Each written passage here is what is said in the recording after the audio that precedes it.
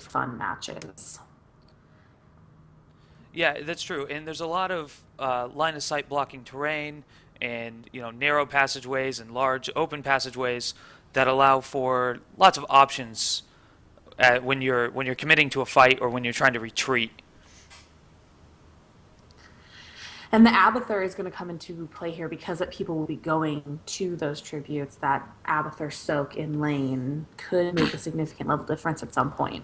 It can. Here's the scary part though, is this is a map where if the enemy team gets two or three curses in a row, you're in trouble. And without that fourth man, fighting on that tribute, you really gotta push hard to get that.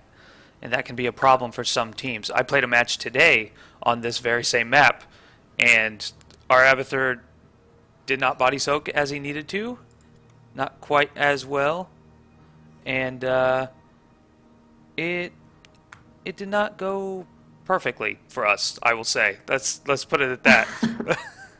It definitely can hurt you in the team fights. Yep, it sure can. But I mean, these guys, they've all been playing together for a while, so we will see how that goes for them. And yeah, so everyone's in the game, it looks like, and we'll be starting momentarily. So before we do that, what are you thinking? Team-wise, what do you like? I do like the Trip Warrior comp. I think on this map in particular, having that sustain and being able to really bruise out those tributes make a big deal, make a big difference on this map. It'll be interesting with Malfurion whether the AoE heal is going to be enough to keep up. Yeah, that's true. But with all the bruisers they have, they don't have a lot of burst damage, right? Like Sonya does damage, but it takes her a while. That is Um, true. and ETC is the same way. He can move you around, but it takes a while to get anything done, and that can cause issues for a team like that. They have Malfurion. He's gonna be fine, honestly, with that kind of situation. Right. And Abathur hat, sometimes on Leoric I've noticed it it can do a lot of damage. Yes, I mean Leoric's one of those characters that's not afraid to be in the fight, right? You're Right. not you're not concerned about dying or going anywhere really because you're Leoric. You have tons of regen, and if you die, you come back in half the time. So Hmm. we'll have to see how they manage to keep their comp together, keep it working right, and it's bound to be a good game though. Definitely.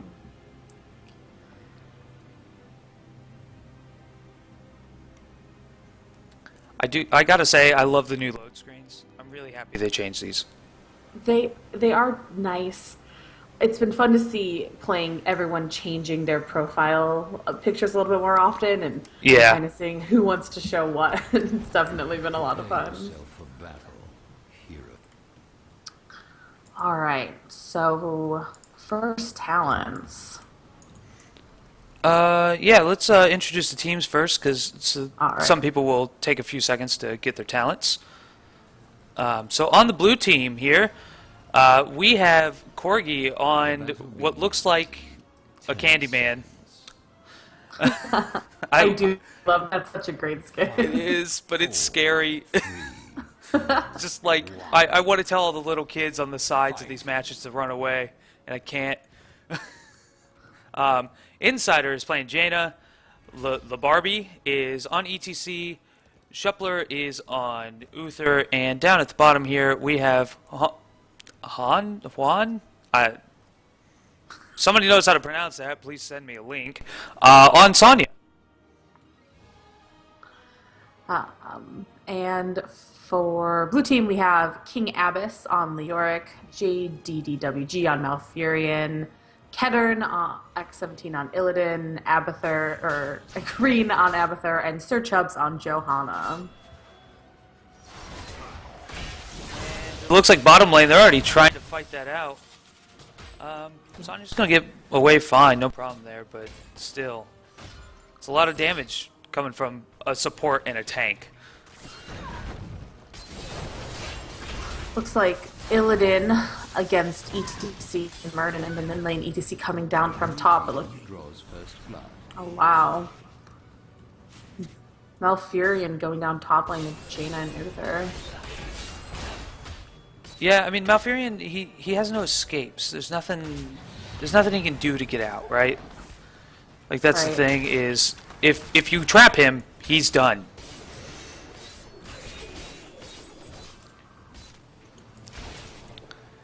It is a pretty solid back and forth though so far. Neither team really getting the upper hand. Yeah, one kill, but that's not a lot at the early game. Right? You know,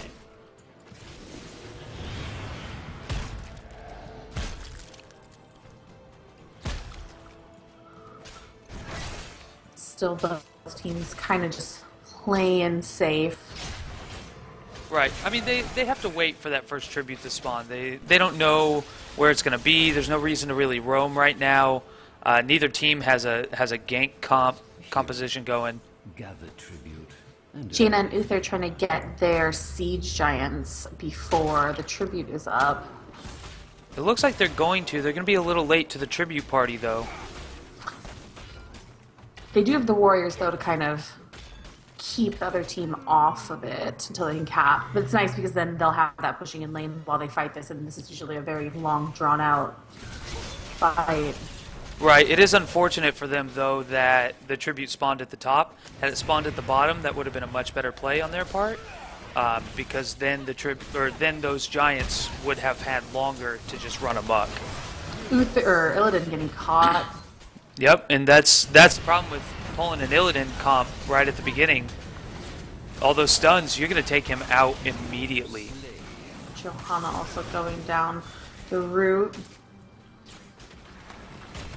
And Sonya getting a chance to grab that tribute. Yep, meanwhile, Abathur at the bottom never really body soaked. He's still sitting behind his wall there. Yeah, that's unfortunate because they really could have used that and It definitely would have behind given after them those kills. right. It definitely would have given them an advantage here, going into the second tribute. You want that advantage. If you can get that 7-5, 7-6, level gap there, you're gonna get that second tribute pretty much guaranteed.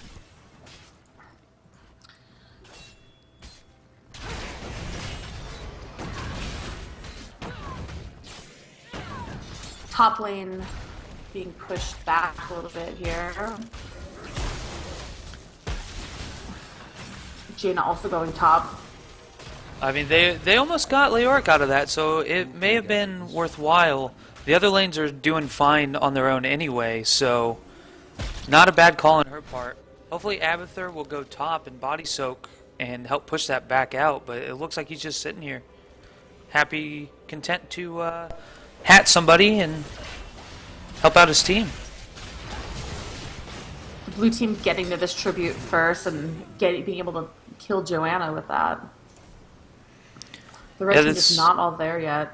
This is not looking good for them so far. And wow, momentum even going so far as to go take Plan X17 Siege and get a Malfurion kill while they're at it. Yes. Oh, yep. Just wasn't able to get away. It's pretty brutal on their part. That's quite a few kills. I mean, you're looking at 5-0 there.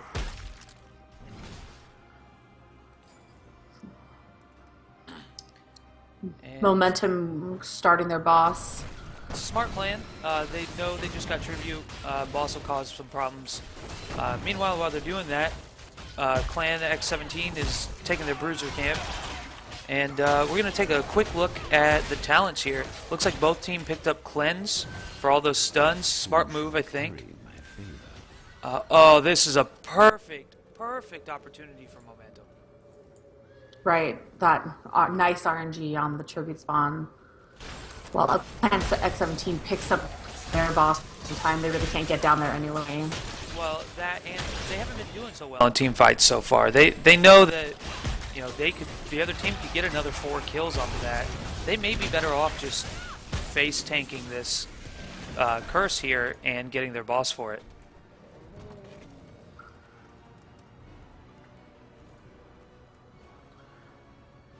Both teams. Oh, actually, Momentum's going to push the top 4 and take advantage of this curse. Yeah, I think it's a smart plan, and they just got an Abathur out of it. Are they just skipping the first? They're just skipping that first fort, going straight for the wall in the back. Plan since the minions are going to get it down anyway. That's true, but that's pretty ballsy, regardless. And it looks like they just hit level 10. They're getting their heroics right now, and somebody's already used theirs. Sonya already going into Wrath of the Berserker there.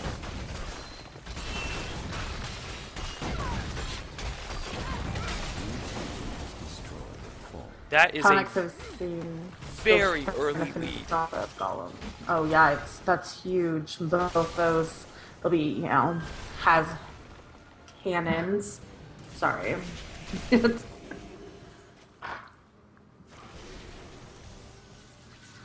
Yeah, catapults in a lane 7 minutes in is rough. Because now Clan X17 is on their back foot the entire time. They constantly have to be watching out for that lane. Right, and if we get to a point where that boss comes up again, they have to make sure that Momentum is not able to grab it because it has a clear path to the core. Yes, it does. Yes, it does. And a lot of heroics going off now. Oh, the stun on Illidan. He's so low, and he's down. ETC getting off that mosh pit. Only on one person, which isn't great, but it was enough to make sure they got that kill, which is perfect for them. And as soon as anyone tries to get in the way, that Murd and Stun and that Uther Stun are really coming into play. Right, well, and Sonya has a very short stun as well with her Ancient Spear. It's about a half a second, I believe. I think so, yeah. But it's enough to slow them down and let your allies get into position for that kill. Right, they just have so many options for just picking a player, committing, and taking them down. Right. I am surprised Jaina has not been focused more than she has. I mean, I don't think I've seen her at below half health this entire time. Illidan keeps trying to dive, but then he just gets stunned out. Right. She does have the advantage of being behind that huge front line, and she's had great positioning where no one's really, only Illidan overcommitting really to get to her has been able to do anything. Right. Looks like both teams kind of using this as an opportunity to gains. Yeah, I mean, Momentum some resources. Momentum knows that they have the advantage here. They're gonna take a couple of camps. Meanwhile, Clan is going to try and clean up a bit. It looks like Abathur has his monstrosity there on the top. He's babysitting it a little to make sure that he can push that lane out. But the next tribute has spawned. It's not an important one. It's only one for either side.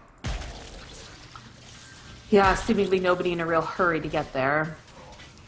In fact, Clan X17 looking like they are not going to contest it at all. Yeah, it doesn't look like it. Uther's just standing up there by himself, picking it up. I mean, Clan X17 doesn't really need it. They do in the sense that they can't let their opponents get another one, but it's only one. Right.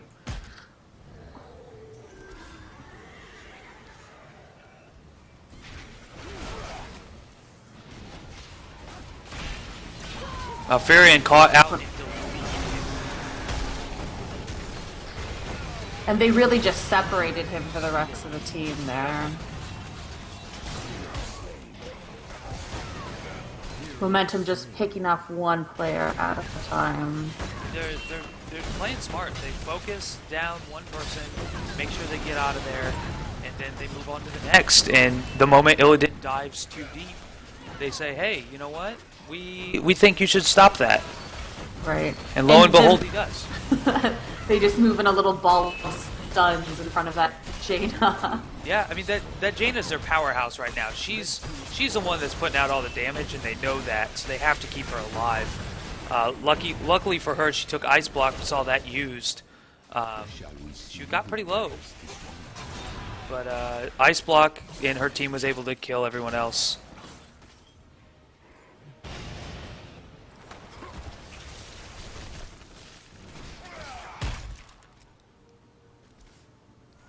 There's 3-level advantage here for momentum. Well, and the more important thing is that's also a talent tier for them. They got 16. Their opponents just got 13.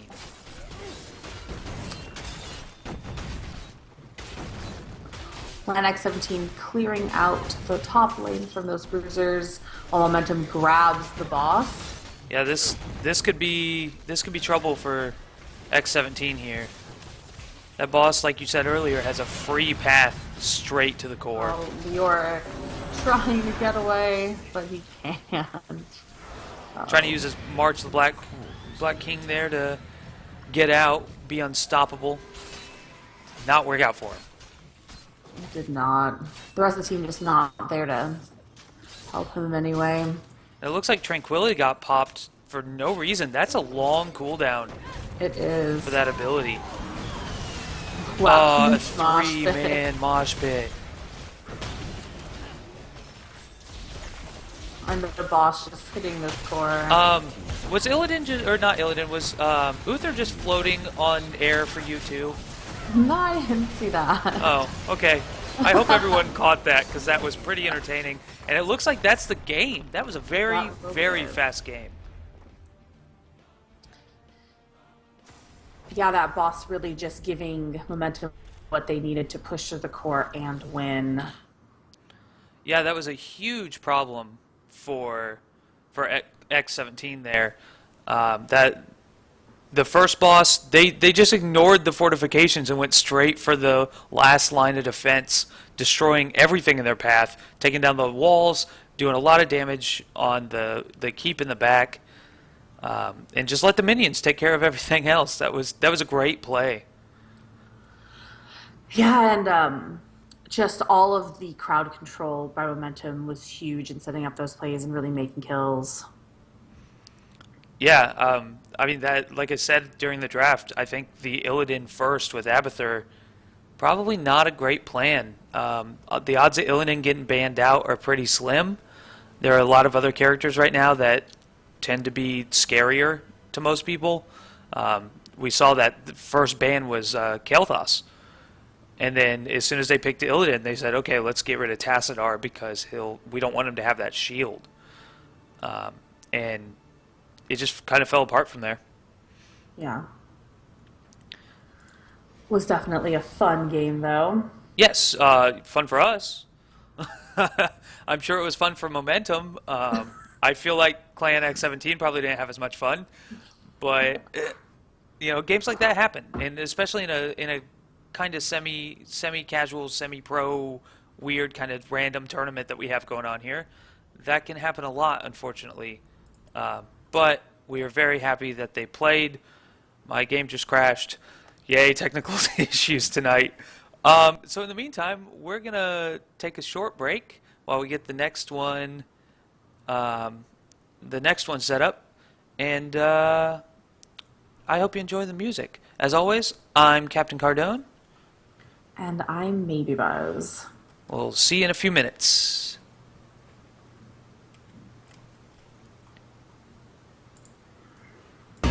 You got shot dealing with this bullshit since Call of Duty 4.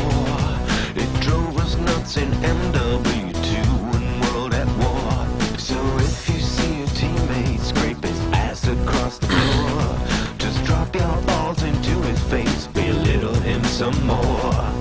Why won't they get rid of second chance?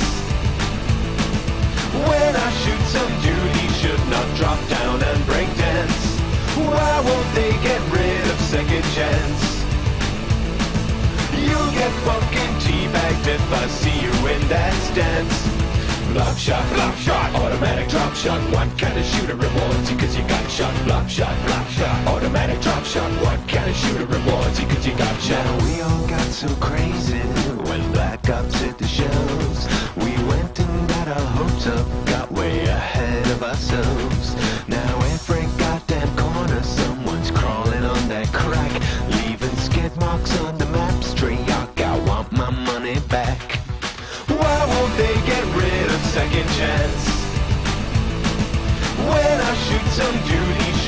drop down and break dance? Why won't they get rid of second chance? You'll get fucking teabagged if I see you in that stance.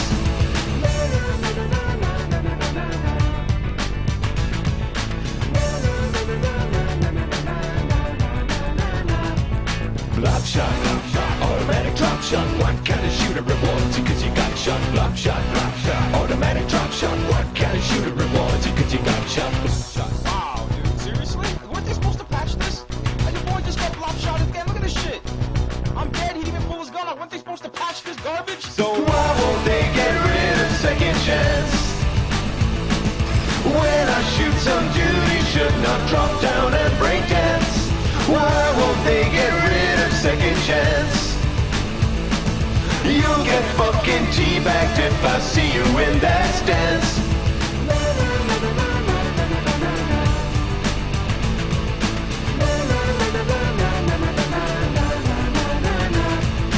Leaving skid marks on the mats. But I want my money back. Leaving skid marks on the mats. But I want my money back.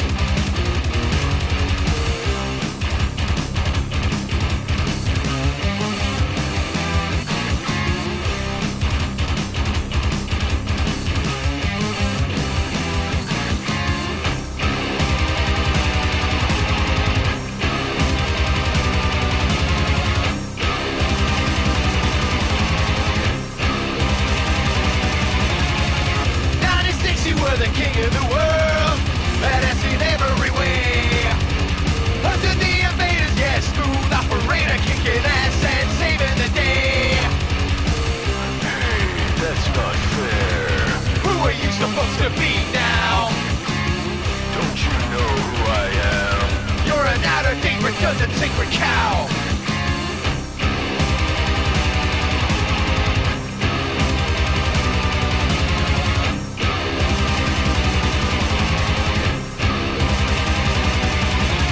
Duke, you used to be cool, but you gotta make your mind up if you're modern or old school.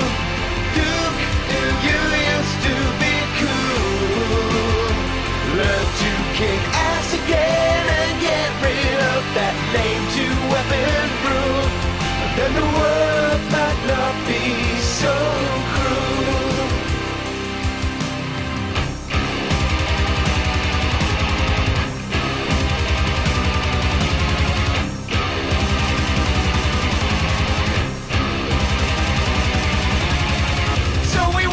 Your regal return. How could we know you've become a fucking pussy hiding behind a wall? Shit, I guess you found more gum. Things have changed in 12 years. You've become a wimp since then. You should get drunk off one beer. You should still be sober after 10.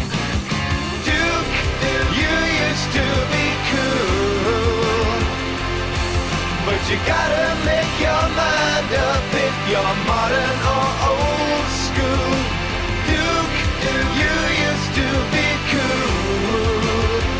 Learn to kick ass again and get rid of that lame two-weapon rule.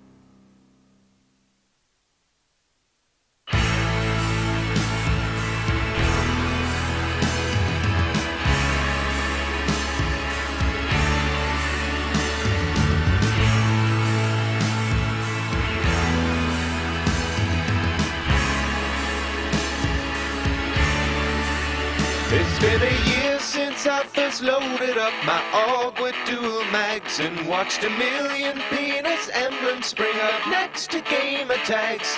It's been a rocky road, one headset and controller have been lost. Had some fun sometimes, but I'm not sure if it was worth the cost. Now it's time to say goodbye Nuketown Spawn Kills, goodbye hit detection rants, goodbye ghillie suits in corners, goodbye goddamn second chance. Sure, I'll see you sometimes when I rage at Modern Warfare 3, but for now Black Ops it's adios, goodbye, farewell from me, goodbye.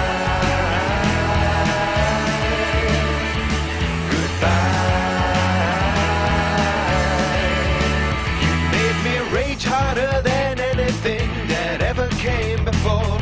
Made me want to punch stuff even when I got a decent score. Got shot around so many corners, so sick of all the lag. Sick of bringing guns to knife fights and nobody capping flags. Now it's time to say goodbye Nuketown Spawn Kills, goodbye hit detection rants, goodbye ghillie suits in corners, goodbye goddamn second chance.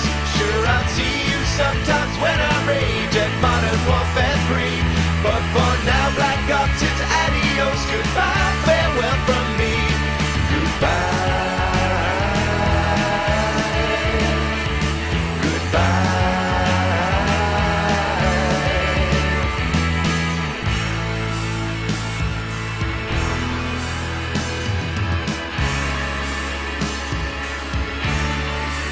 But we still had a lot of fun.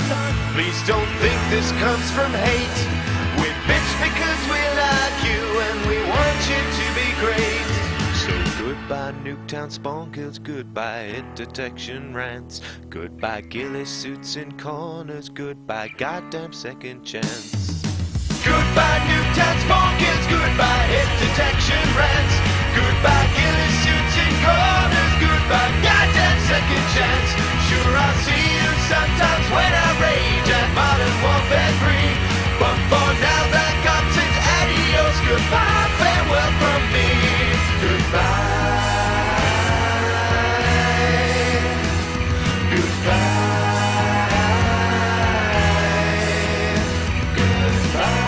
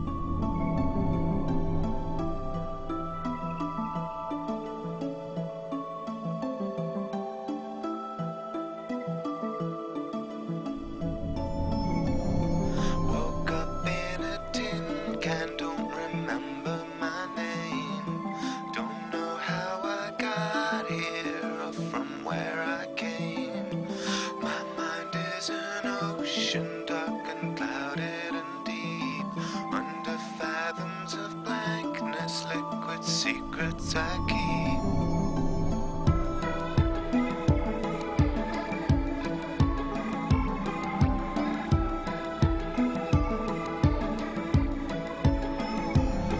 This child is my savior, my reason to be. Underneath all my crashing waves, she's safe in this sea. A lumbering hulk, a side, a delicate flower, a gentle leviathan of terrible power. And I dream of the sea, broken man.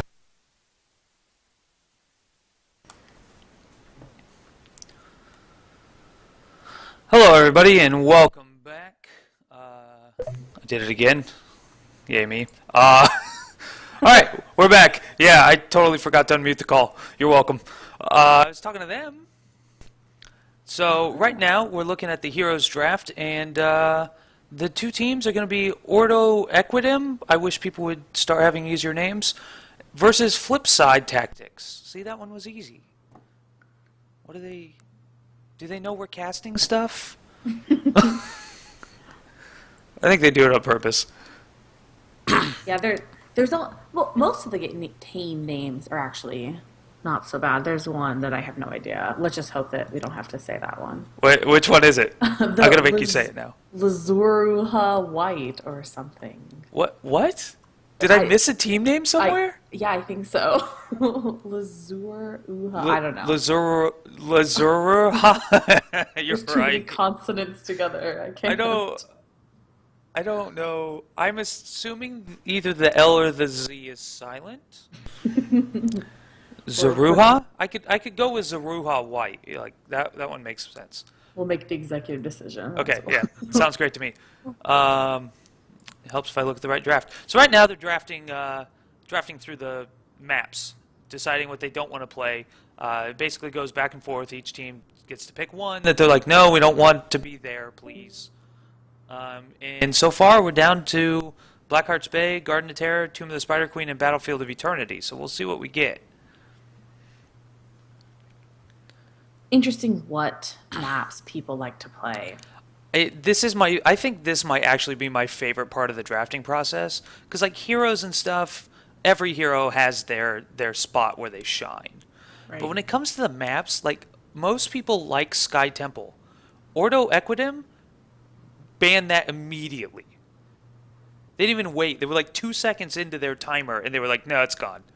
That's the first one we don't like. And maybe, there's always that certain teams will have certain comps in mind that they want to play, so hoping to take out maps that don't work well with the comp they have in mind. Right, right. So we're down to the last two. I'm going to go ahead and switch over to the draft so you guys can see what's going on. Ordo Equidim has a pick here. So we'll see what it's really down to them. It's either Blackheart's Bay or Garden of Terror. Two very different maps as well. Yes, two very, very different maps. Looks like we have Garden of Terror for our first pick. Or for our last pick, I guess. It's more accurate. Right now we're moving into the draft, so it'll be interesting to see what bands come into play, especially with Ordo picking this map in essence. Yeah. I mean, it really came down to them, which one they got. I mean, of course, the other team bans out all the things they don't want, but we'll see. This will be interesting as to what their first ban is going to be on Garden of Terror. What are you thinking? So I actually was going to say Sonia. You might have heard me start to say it. But yeah, I think that Ed Kelfos for Flipside is their ban. Yeah, Sonya is very strong here. That AoE attack really, really wipes through all those little minion groups on the map. Like, you don't need to worry about them dying because they're going to. Right. And she's also a great terror operator. She can escape well enough to, if she gets deep enough, she can get away. That's true, unless the other team has stuns. Right. That can be a huge problem for her because her main escape when there are people in the way but no enemies is her spin to win, as everyone calls it. You can get stunned out of that pretty easily. So, and it gives health back. So if you're running low and you start doing it and they stun you, you're just dead. You're out of luck. Or So I could have picking up Jaina, it looks like. Yep, and on the other side, Joanna, first pick. Good, strong frontliner there. And I gotta say, I love her armor. I'm a huge medieval military buff, and it's just like, that armor's sweet. Johanna's just pretty cool in general with that shaved head. She's a tank. Yeah, she's got a cool haircut too. Yeah, so can't argue with that. And Uther there will help keep her alive, so there's that. And now back over to Ordo's picks.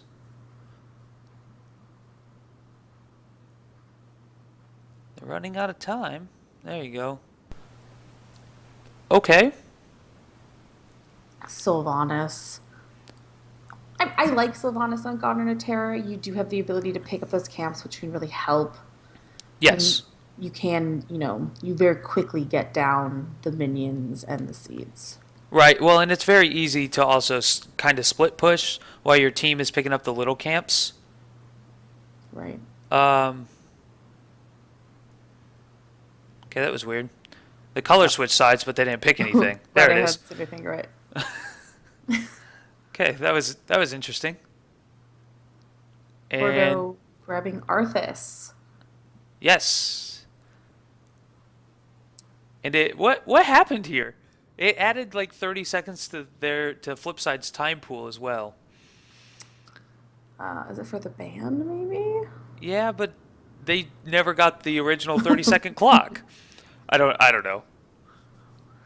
It's just one of those nights. It's yeah.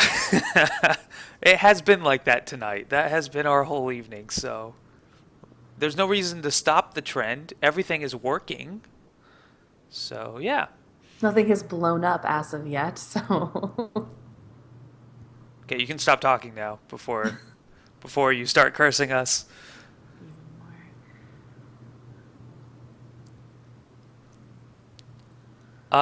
They're running out of their extra time pool there. They really need to pick a ban. We are on tenterhooks. Oh, here we go. There we go. Muradin. That's interesting. Why a Mirrodin? Um, yeah, that's interesting. Maybe they're looking to pick up somebody who doesn't want to get stunned. Like Perhaps an like Illidan? yeah, or maybe like a Nazebo if they want to go with Ravenous. And so that Yeah, could, yeah, I can see that, I and maybe guess. knowing that Ordo may want to pick up a second warrior Yeah, that he's hoping to limit. they're definitely gonna want a second warrior. Arthas by himself is not. He just doesn't have the kit to deal with a whole team by himself. Right. He doesn't in his kit though have the ability to help lane push, and with Sylvanas that may come into play a little bit. Yeah, and they have banned out to Ronda. I guess they're worried about the stuns too. I'm not sure. Yes, stuns and vision. Taronda is really strong and can set up a lot of plays. So That is true. I have a friend that plays a lot of Tyrande, and thanks to him, I always know where the enemy is. that is true. So that is very helpful, especially on a big map like this. Knowing where people are is important. Yeah, being able to check the other terror to see if it's up and if theirs have started already. Right. Uh, I bet this is an Illidan. Please be an Illidan, so I'm not wrong on camera. Oh, they're gonna make you wait I the know. last second. I know. People always do that. Oh well. I just want to know. Am I right or not? Who knows? Nope, that's Vala. Okay. I mean, they do need some damage, so Vala's a good character. Vala works decently with Abathur. Abathur being able to up her damage output by a significant amount with the right hat build.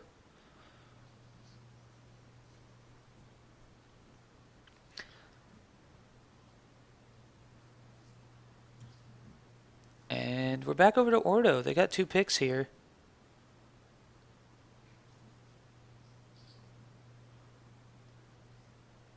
Always the suspense. I know. I realize they're doing it, for the For audience. the suspense.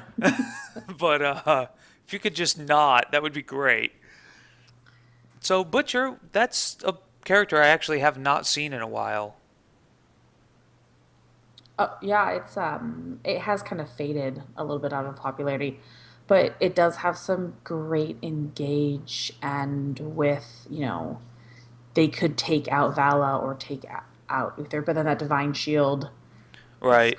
coming into play also.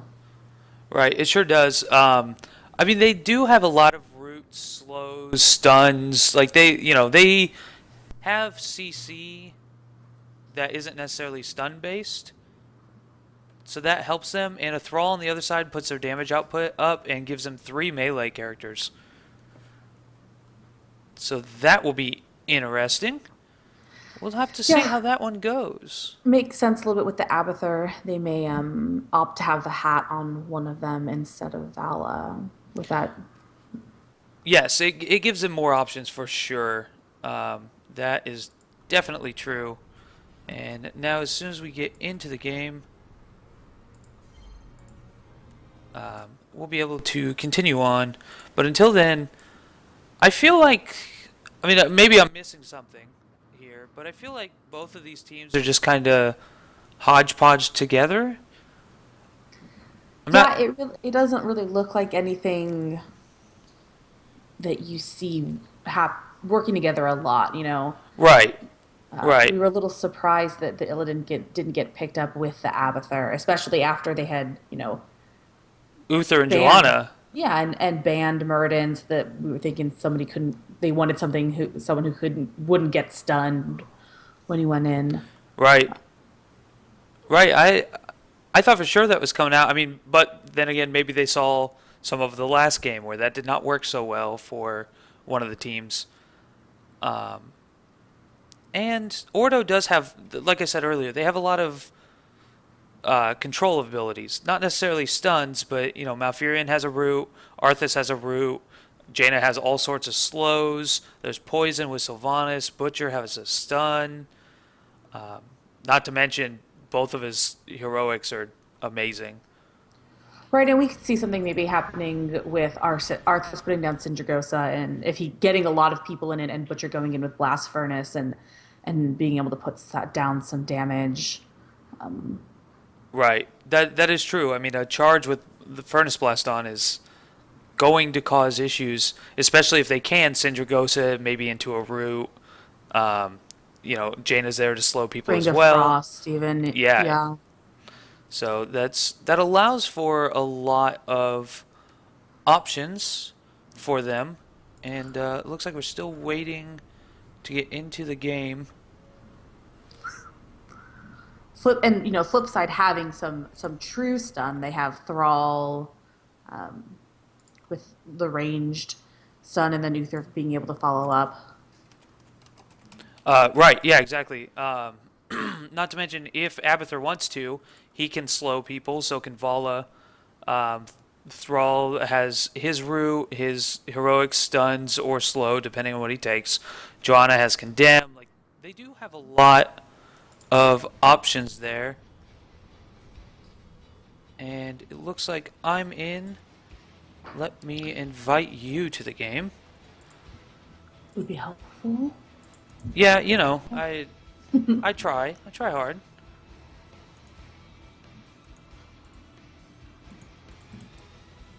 I guess it would help if I was typing in lobby chat as well.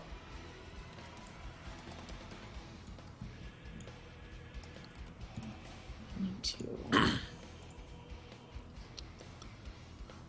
change me to a spectator, maybe. Yeah. There you go. Alrighty. So in case you've forgotten since we've been talking, this map is Garden of Terror. The way this map works is you run around killing a bunch of little plant creatures and taking people are doing shout outs in the lobby. That's amazing. And sorry, I got sidetracked super easily there. You kill a bunch of plant creatures and you pick up the seeds that they drop. When you get 100 seeds, you grow this huge, giant monstrosity of a plant, and you just go and bash down their buildings until there's nothing left. Right, and that does put something in. You gotta have to figure out who's gonna be in the terror for either team.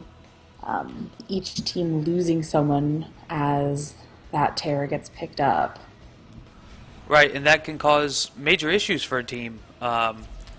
If you lose your healer, for example, you don't have a healer for the next however long that terror is alive. So you got to be careful about who you put in there, who's still out. Typically, like Murky is a great example of somebody who can go in there. Nobody picked him, so, you know. I love a Murky on this map too. I do too. They're fantastic. I Murk again. Murky's just fun anyway. He's such a silly character. You know, when Abathurs do sometimes pick up the terror, it is risky. It can be. I mean, you're a slug. You're super slow, and if anybody's salty, you're dead. Right. You have to have that deep tunnel up. Yep. And even then, though, if they burst you down, you can be in trouble.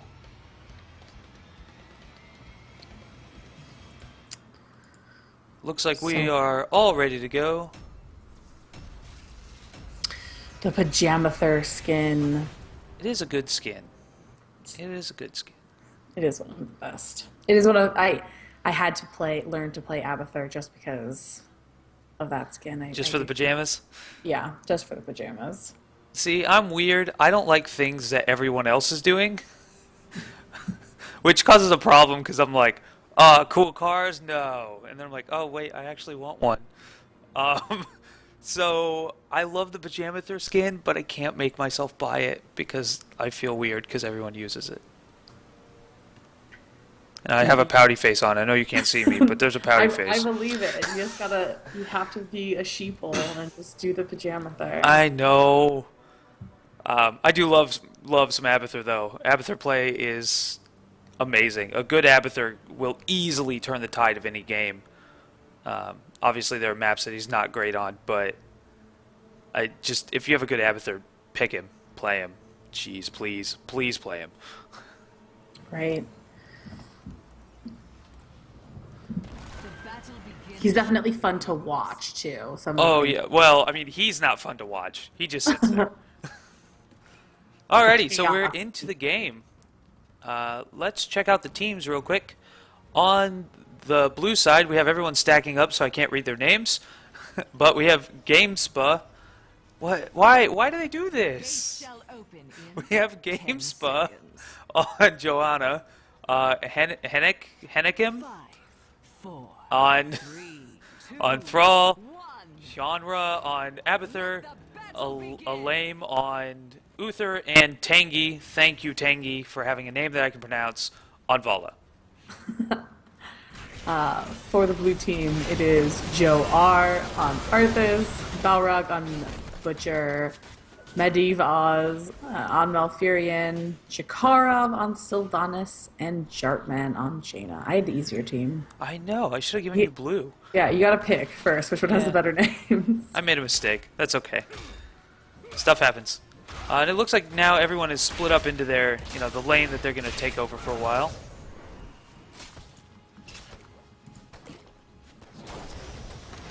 And 3 top for the red team here. They really want to push that Joanna back. They do. It looks like they're just taking advantage of the fact that it's a 3-1 in that top lane. Yeah, well, it is smart of them to, really push out at the beginning. Abathur's not as strong. There's not, the other characters aren't as strong. Looks like somebody has dropped from the game, so hopefully he gets back in soon. Sounds like he's back. There he is. Yeah, and Abathur looking like he's going to build locusts here. Yes. He did take Survival Instincts for his first talent. Well, it's a good first talent pretty much no matter what build you're going. But, for him, the big thing is his Vala took an auto attack build. So realistically, as long as he gets that auto attack increase, he's helping his team so much just by going on Vala. Both teams doing getting the seeds early. You sometimes see teams wait a little bit to get this first one. Yeah, depending on what's going on in the game, what their game plan is. Right now, the red team, they know they need the seeds as fast as possible because the other team has an Abathur. they need this game to last a very short amount of time. The sun dawns. And because they know that, they're already going for camps. Yeah. And Abathur is in lane doing a little bit of body soak there. Which is perfect. Exactly what an Abathur should be doing in this situation. Yeah, and the red team grabbing both camps, actually. Yeah, I mean, that's a 2-for-1 right there. That's going to really help help them get that early game push. Although Joanna will probably wipe through those bruisers pretty quickly. And it did put them, a little behind in XP. Well, they know they're going to be behind pretty much the whole time, right? The other team has an Abathur, and Abathur was body soaking, and they could tell that just by watching the XP gauge go up. So they know, hey, look, we're going to be behind. We got to do something to make up for that. So if we can get an awesome push in top, let's do it. Mm-hmm.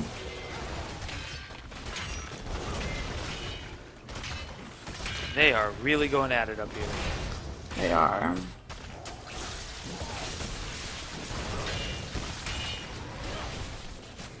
Johanna not really being able to do anything about it. Yeah, I mean, she's been blinding them whenever she can, but that's it. That's all she's got. So her kit just doesn't allow to fight 3v1 and win. And in bottom lane, Vala is actually getting through those turrets. Yes, she is. That auto attack build is pretty good. I just played one today.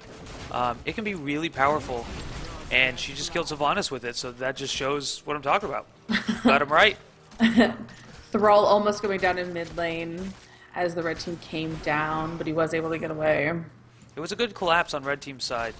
However, they are missing some soak now, though. The other team is up almost 2 levels.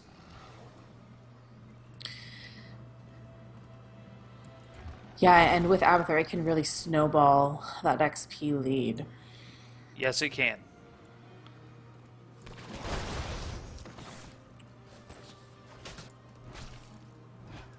And it looks like Thrall and Vala are going to go after their camp there. Just to get some push right before these seeds come up. They should be popping up any time now.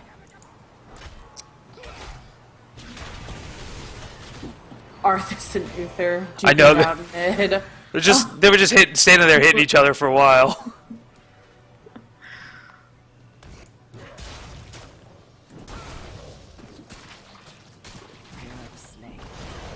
Oh wow, Arthas going down to Thrall and Jaina or Vala coming up. Both teams have had really good rotations here, knowing when to move and rotate. And Thrall's going to find Sylvanas out in the open.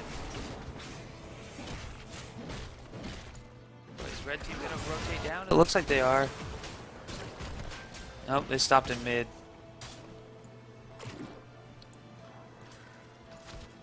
They are gonna meet up here. This is going to be a problem for them. This is going to give blue team 10. That is brutal. Right, and Butcher being down as these seeds do come up. And of course, my overlay has decided that we don't get to see the heroics. Okay, thank you, overlay. Appreciate that. Johanna But, picking up Blessed Shield there, so It's a good one. Blessed Shield. it is. Looks like Divine Shield for Uther. We figured Sundering for Thrall. It's always a toss-up between Sundering and Earthquake, depending on what you're looking for. Strafe for Vala there. Oh, that Sundering used to amazing effect. And right there we see it, Ultimate Evolution for, wow, Abathur. Blue team picking up this bottom terror as Vala pushing down the rest of this fort. Right, and we can see back here, Joanna just picked up that giant monstrosity of plant mass. And their blue team almost has enough for another terror after this. They do, and they can just pick up what they need even and give the rest if, the red team does contest. I don't think the red team can. They need to fight that terror. Abathur Oh my goodness! How did he not notice he was there? That's a Danger. free kill on an Abathur.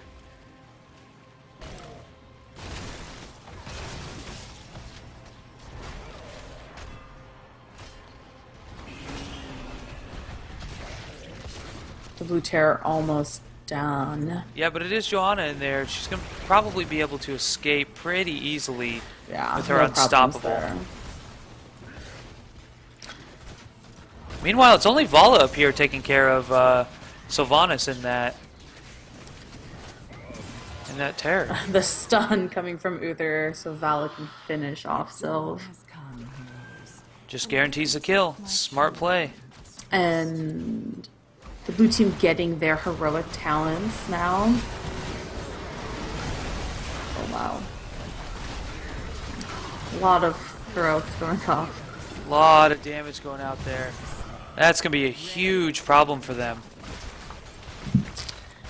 Yeah, it was really not a great engage there. They knew they were down. Sylvanas was not up yet. Right. They didn't really know where everyone was, though. You know, they saw the Vala and the Uther up there, and they said, "Hey, we can go kill them. That's no problem. Let's do it." Did not work out for them, and I'd like to point out that they just picked up another terror and still have 50 seeds.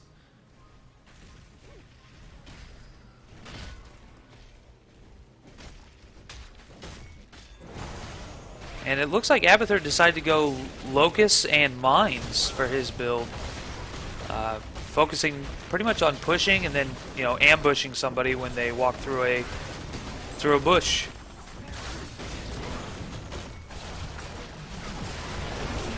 This middle fork going down.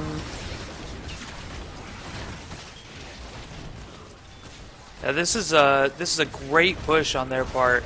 That terror is still at about a third of his health. Or as I say that, it gets blizzarded, of course. But, you know, you can't win everything. Right, and I think they are going to get this gate down. It's not looking like it. They got, I mean, the walls around it are destroyed, but... Right. And a clone on the Uther to keep everyone alive. Smart play on the Abathur's part. Just to get that extra healing in there. Yeah, I feel like it's really hard to make things happen as Butcher against an Uther.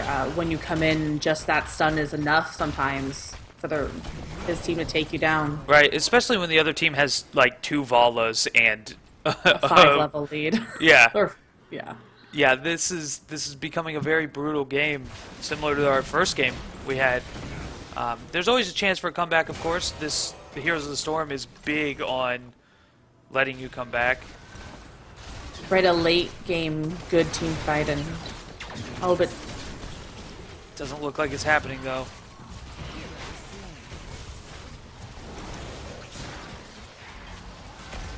Vala just very aggressive and taking out heroes. Well, did you see Joanna's play there? She threw Blessed Shield at the wall that was still up, so that And it would caught. bounce off and hit Arthas. Right. That was a great play on her part.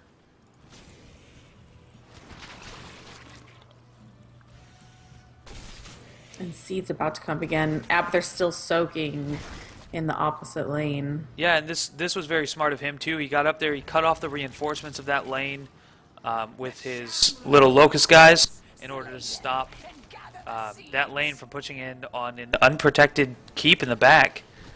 But he needs to get out of there. Yeah. Jaina has his number.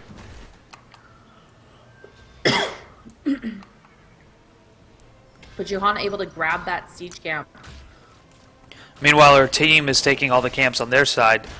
They're just painting the map blue here.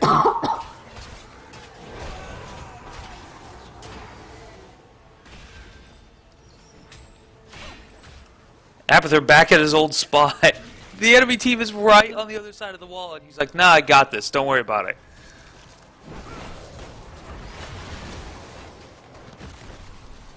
Sylvanas clearing out mid lane of those siege giants. She's got to try. I mean, there's not a lot standing between those siege giants and the core there, so. Oh no, but Vala's here, and she is not happy. The silence going off, but to no avail.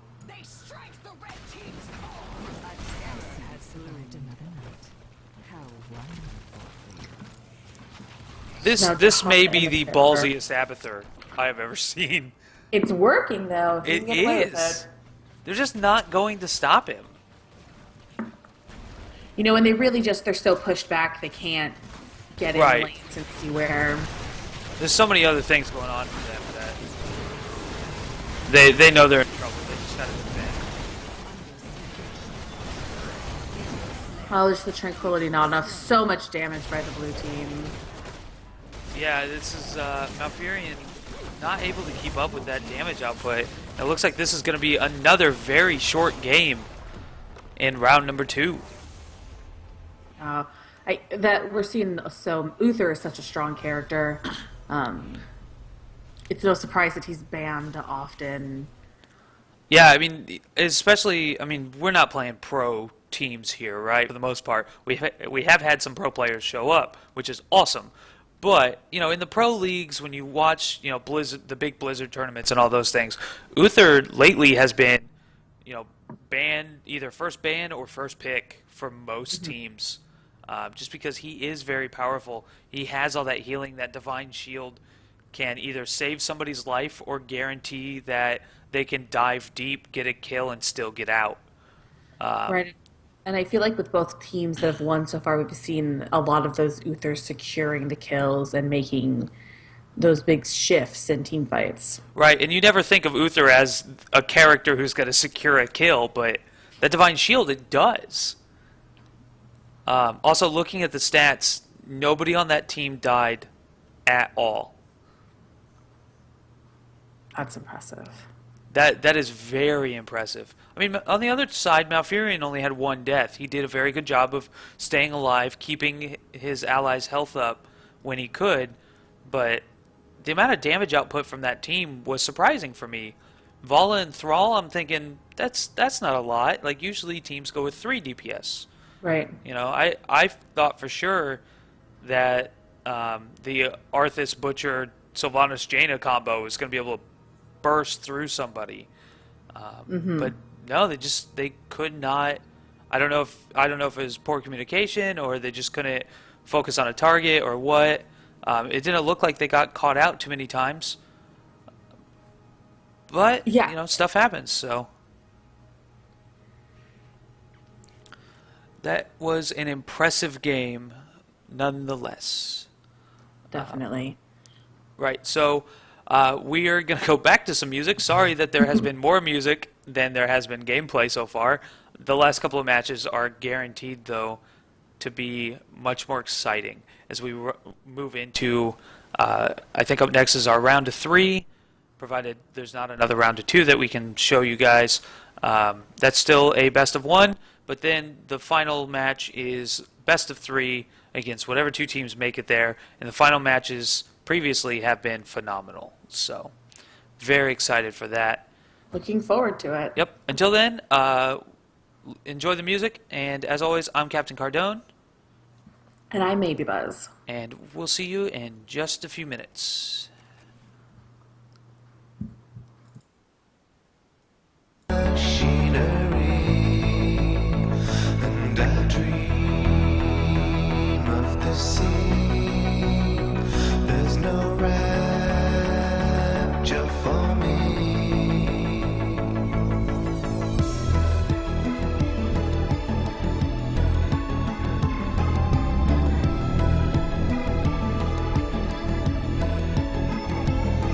I walk through the water with my only friend.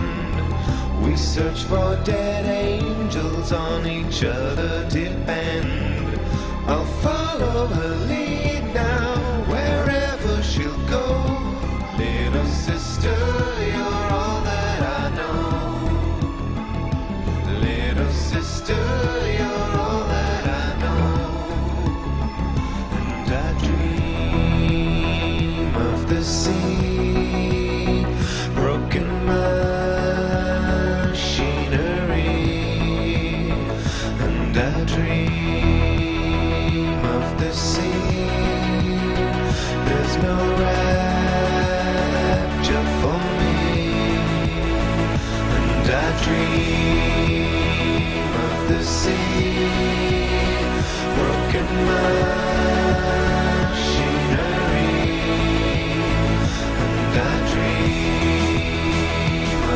sea.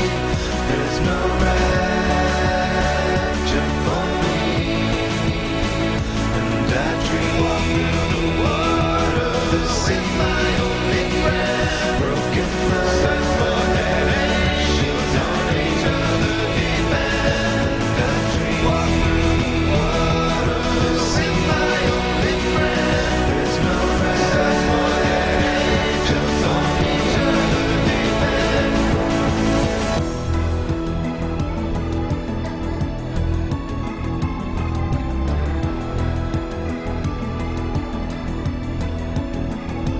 Little sister, you're all that I know.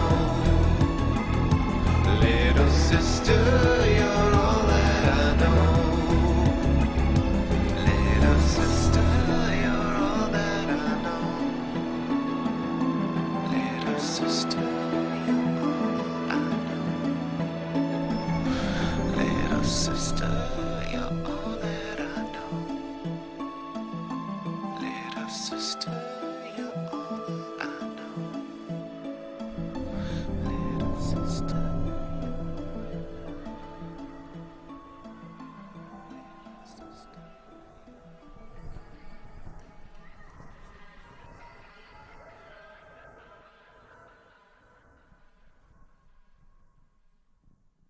Fight for your values and fight for your friends. Fight through this blight, find the light at the end. Through the age of the dragon, the people will talk of the day they were saved by a hero named Hawk.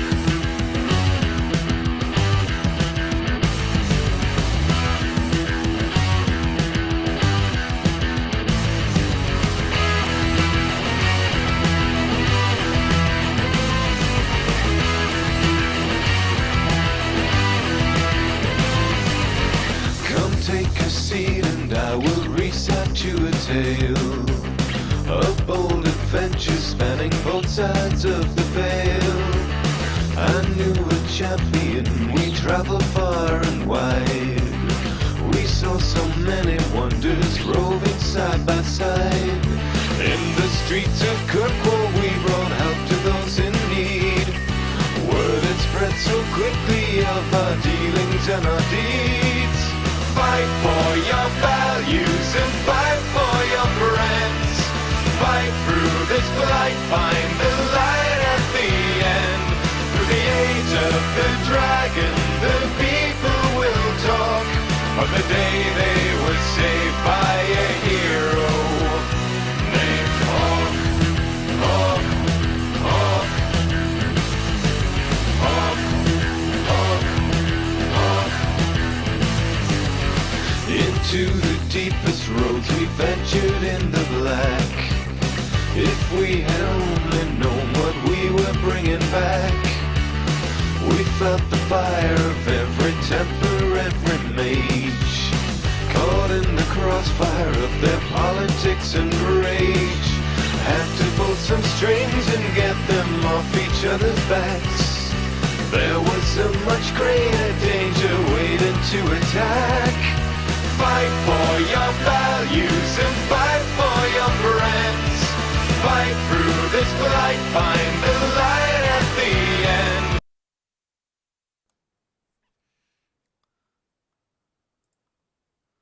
Hello, everybody, and welcome back. We are just now getting into the draft for our Game 3 RFS versus Momentum. May? You with me? Hello. Okay. Yes, am Alrighty. I wasn't sure. You weren't saying anything. or something. Alrighty. And as we can see, wow, they are blowing through this map draft here. I'll go ahead and put that on the screen for you guys. They've been at this for about 45 seconds so far. And they already are through 5 maps. Right, so we have Tomb of the Spider Queen, Cursed Hollow, and Dragonshire left on the Yeah. board. It looks like, you know, these teams really know what they want, what they're looking for. So we'll see what we end up with. Both of these maps we haven't seen yet today, so oh, there we go. And it is Tomb of the Spider Queen.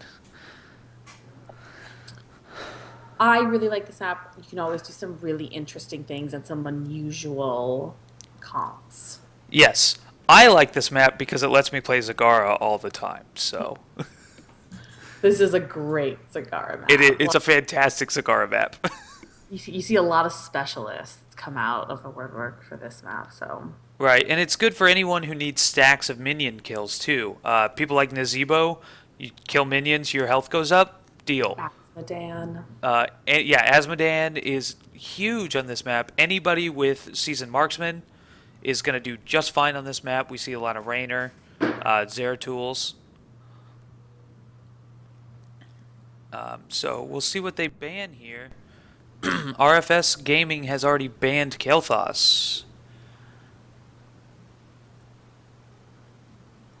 And Momentum banning Johanna. That's interesting. I mean, they know they don't have first pick, so they want to pull somebody that is good on this map. And Johanna is, as is Leoric, so maybe they're more worried about the Johanna than they are about the Leoric here. But of course, there it is, Uther. No surprise that he's picked early. Yeah, I mean, again, we said it, we keep saying it. He is very good right now. People have found uses for that Divine Shield that you just didn't think about before. Mm-hmm. And other characters have come to the prime. Like Kerrigan with a Divine Shield is scary It is. because by the time the Divine Shield wears off, her shield is huge. Mm-hmm. And we could see a Kerrigan on this map. I think we're going to. Momentum just picked up Muradin. Kerrigan, Muradin, Tyrande group there can be very brutal. I mean, Jaina in there. Jaina's always brutal, so I hope we do. I like Kerrigan a lot. I'm not good with her, but I like her.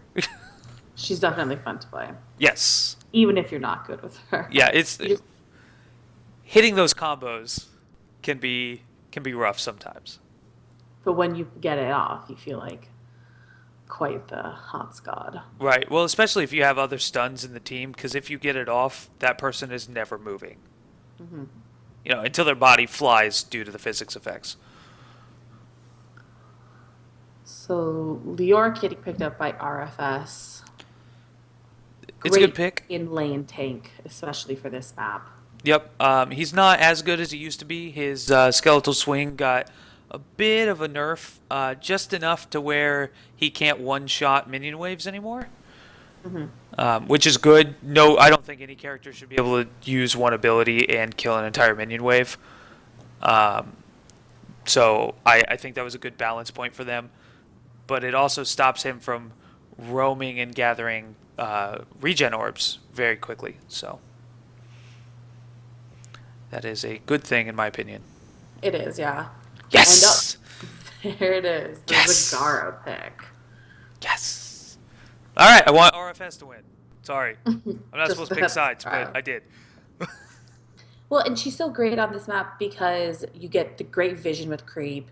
Really being able to deny those turn-ins can be a huge factor in this map. Right. Yeah, I mean, and it's really easy. Her spore pod from the sky, which I don't know how she gets underground, but she manages. Has a long range. She doesn't even have to be able to see you. She can just move close to the turn in, drop it down there, and guarantee that it's going to stop somebody from turning in. Which is good. Is what you need on this map. You wanna poke and be annoying. Right. And A Tassadar ban. oh. I was not expecting that. Yeah, I don't think that it's like a crazy ban, but it definitely wasn't what I was thinking was going to happen. Right. I mean, Tassadar did get a buff. His shield build is strong right now, and I always loved Force Wall, so being able to now see some use of that, like a lot of people are picking it up instead of instead of his avatar, or not avatar, Right. Archon rather. Looking at Mirrodin, getting my heroic abilities messed up. But I love the Force Wall, so hopefully we will see that in the last set of games. I don't know. Yeah, and then RFS banning Tyrande, so both those pseudo supports kind of. Right. And like I was saying earlier, I think Toronto is a good band because it looked like momentum was going for it. Momentum picking up Sonya and Raynor here. Yep, Raynor at level 1 can start stacking up minion kills and have all sorts of auto attack damage. And honestly, nobody on the other team is really good against auto attack damage. I mean, Leoric, of course, doesn't really care too much because of his ability to come back. But everyone else, Raynor will burst right through, no problem.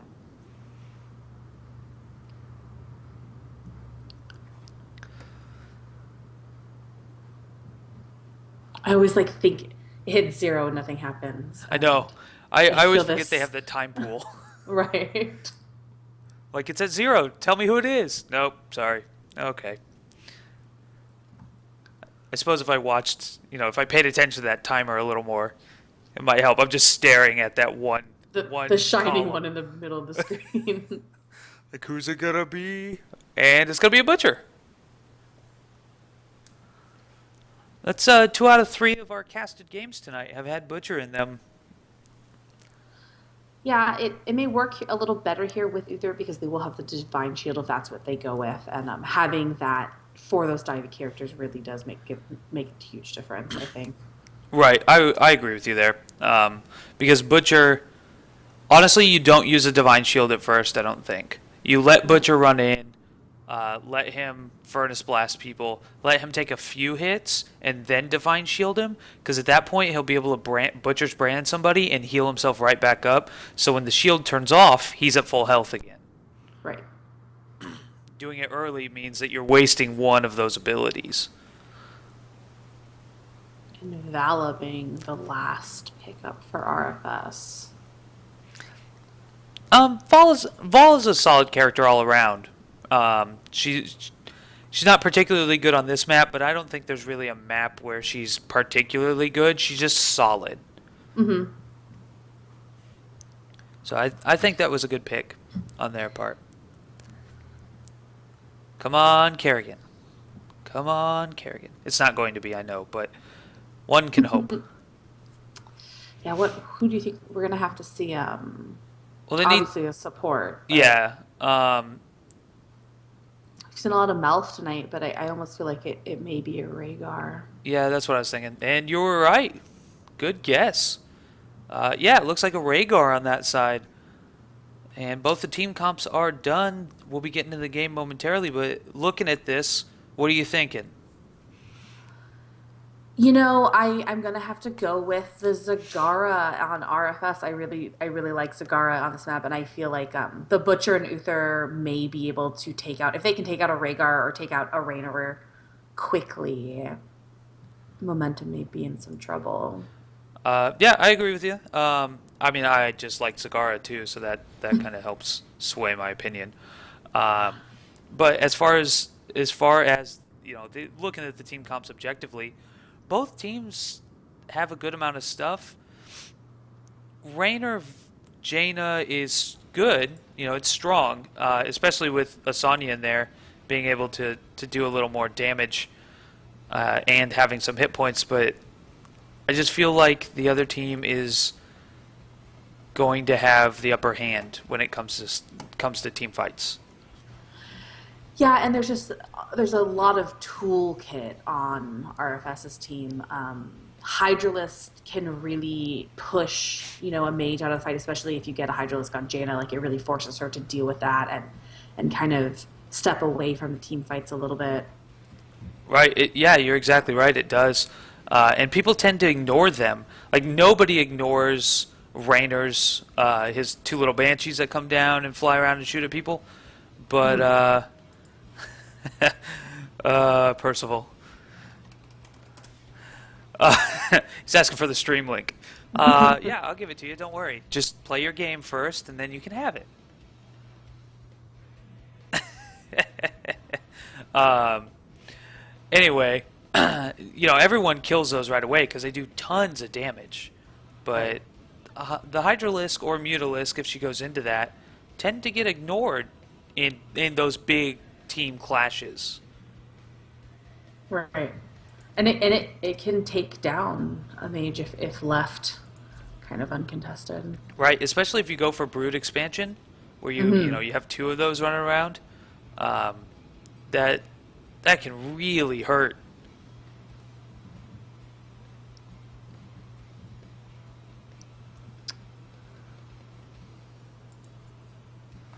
So we'll see. We'll see. People are trying to veto their picks to get Artanis. Love it. You got a chance to play Artanis at all? No, I follow a strict "we do not pre-order video games" code. It's not a terrible Because mantra to have. yeah, there are a lot of very bad games that come out that look amazing, and then you get them and you're like, this is not what you said it was, and there's nothing you can do about it. So I prefer to wait, let it come out, see what it looks like, and then buy it. So I will have Artanis later when he's available for everybody. I'm sure I'll buy him right away. But He's definitely a lot of fun. a bunch of my friends have him, and they have said that they absolutely love playing him. He is annoying to play against, though. Oh yeah, I imagine. Yeah, because you start hitting him, and you're like, yeah, his health is going down really fast. This is awesome. And then all of a sudden he gets shields, and you're like, oh, that's okay. We'll just blow through him. And then the shields are gone, and a second later he has more shields, and you're like, oh wait, this is not working. I played into his plan. Yeah, like I see what you did there. He wanted me to hit you. Yeah, he's he's also really hard to ignore, so that like he does a lot of damage for a warrior. Like I don't know, he's got to be up there in the warriors, damage wise. But man, he takes forever to take down. That's true. So, alrighty, here we go.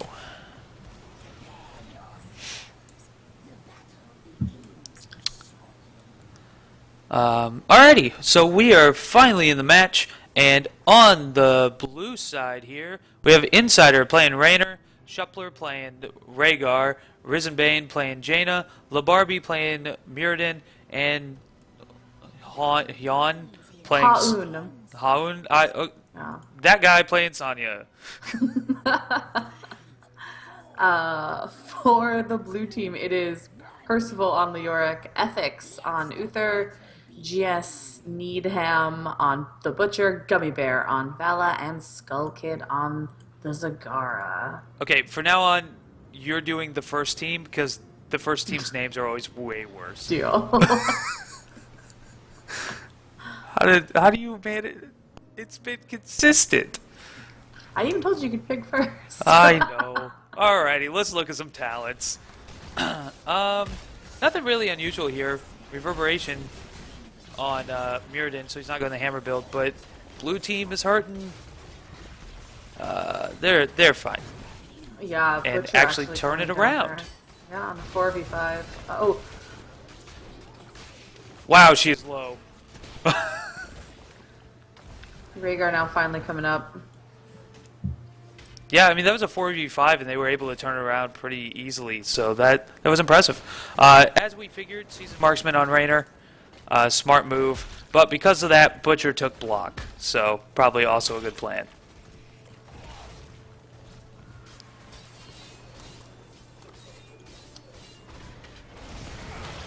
Labarbi here in some trouble, but able to dwarf toss his way out. Rhaegar and Zagara down in bottom lane. When I moved the camera down here, I did not expect Zagara to be the one back at her wall. Right. It may be good because Rhaegar can kind of keep on top of his own heals and can't. That's the thing with Zagara is they can just get it ahead of you early game. Right. Yeah, I mean, Rhaegar's a good pick to put down there. Jaina has great wave clear too, but not without losing lots of mana.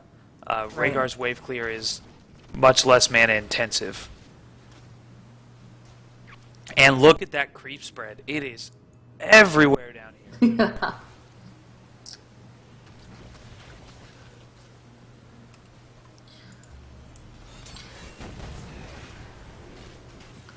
Big brawl the at rest the of top the here. teams, yeah, just at this top turn in. Nothing really happening, but you know they're trying to poke, trying to find somebody that's out of position, just to get that extra kill, just to get that little bit of experience at the beginning here.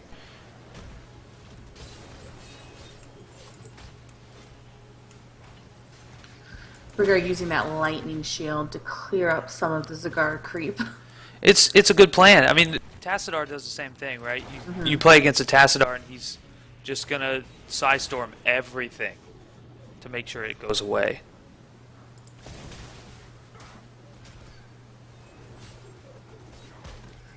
Even Sonya's getting in on it. She's just spinning to win against that creep there.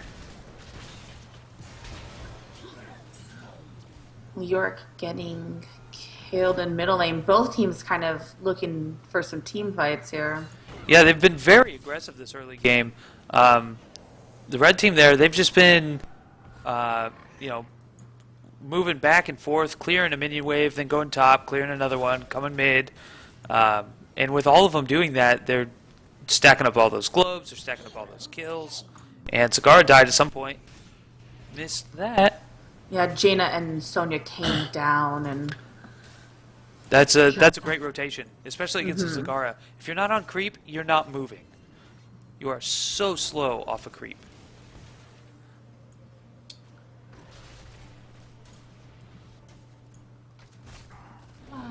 red team getting, both teams turning in some gems here. Yeah, that was a good turn in.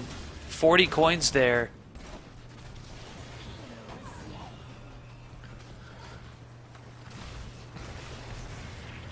But blue team, just about everyone's down to half health. They need to be careful. I mean, Mirrodin's going to heal really fast because that's what he's good at. But everyone else needs to, you know, kind of watch out. Sonya and Jaina grabbing the bruiser camp. Another smart play. They think they're going to have a turn in real soon. They're trying to get Rhaegar to turn in. He was working at it, but he got stopped.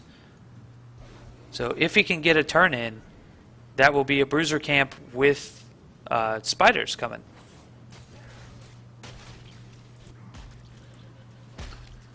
Really hard though just to get out of this lane without Cigar knowing it. Right. But they do manage to turn in at top. Yep, that was a smart play. Get their attention bottom so that we can go top. We'll turn in. We'll get web weavers after these bruisers have pushed this lane down.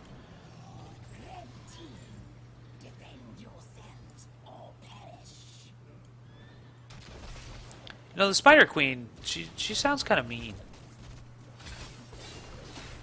Yeah, a little just- bit mean. Just total lack of caring about the health of the people in her domain.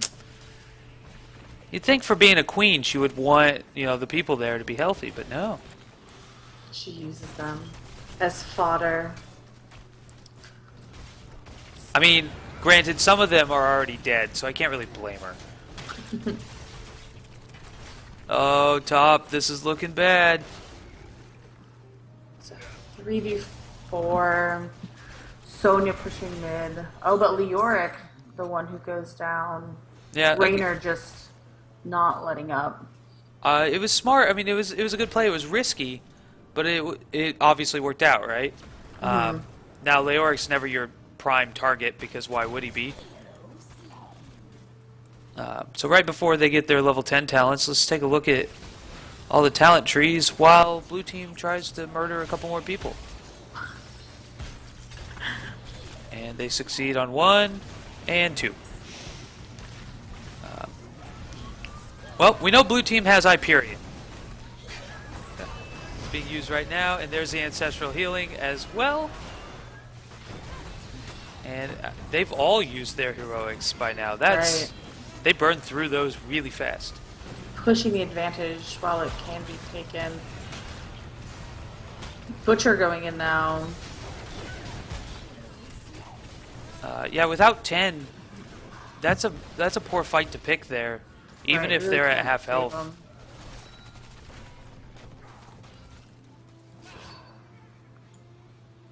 And really, no one following up after him. Right. Butcher's good, but he can't do anything without support, so you have to be careful on that. And it looks like Zagara took Endless Creep to get some more of that creep spread. It makes it really hard to tell where the middle of the creep is, because you can chain creep them, and you just never tell.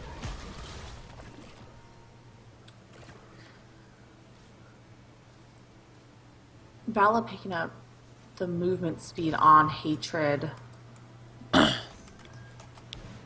Yeah, she went a multi-shot build up until now. I mean, the movement speed is always nice, of course. Being able to run away or engage when you need to is a good thing. Just collapsing on the Yorick right there. Yeah, he has not had a good time of it. But his team is about to get 10, so that's going to help significantly. And it looks like we have a Furnace Blast, a March of the Black King, Strafe, Divine Shield, of course, and the fort is down.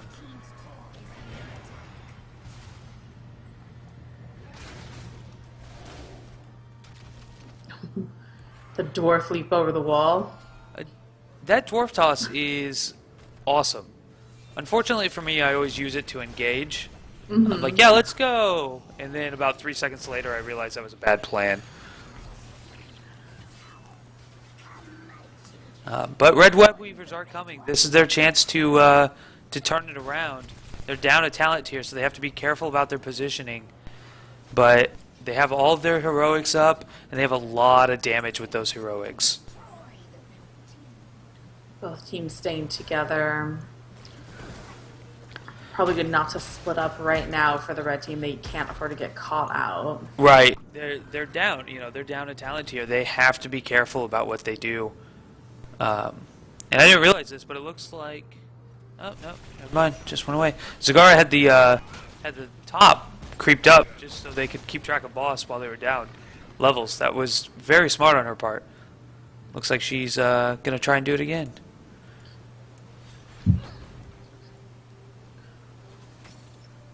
That tower is so close to dead.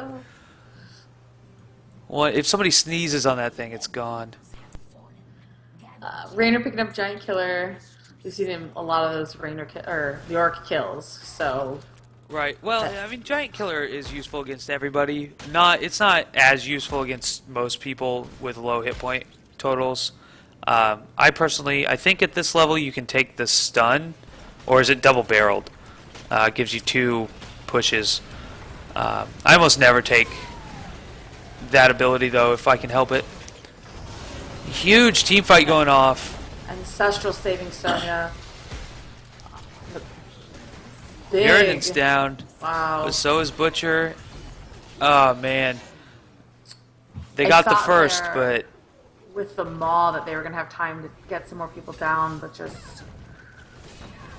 their positioning wasn't good enough to manage it, and now they're 4 down with only Zagara left, and 1v4. Zagara's not the greatest.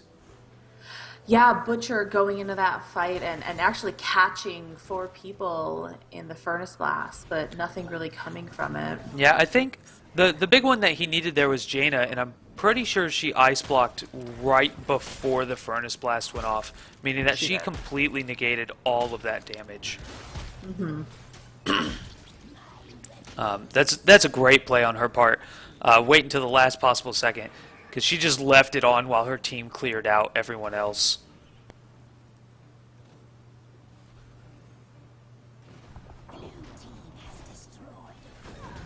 Blue team able to get this fort down before the spider even drops.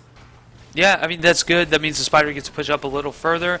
The one problem with it also means that the spider's health slowly goes down, so it's now weaker than it would have been if they'd have gotten that fort a little earlier.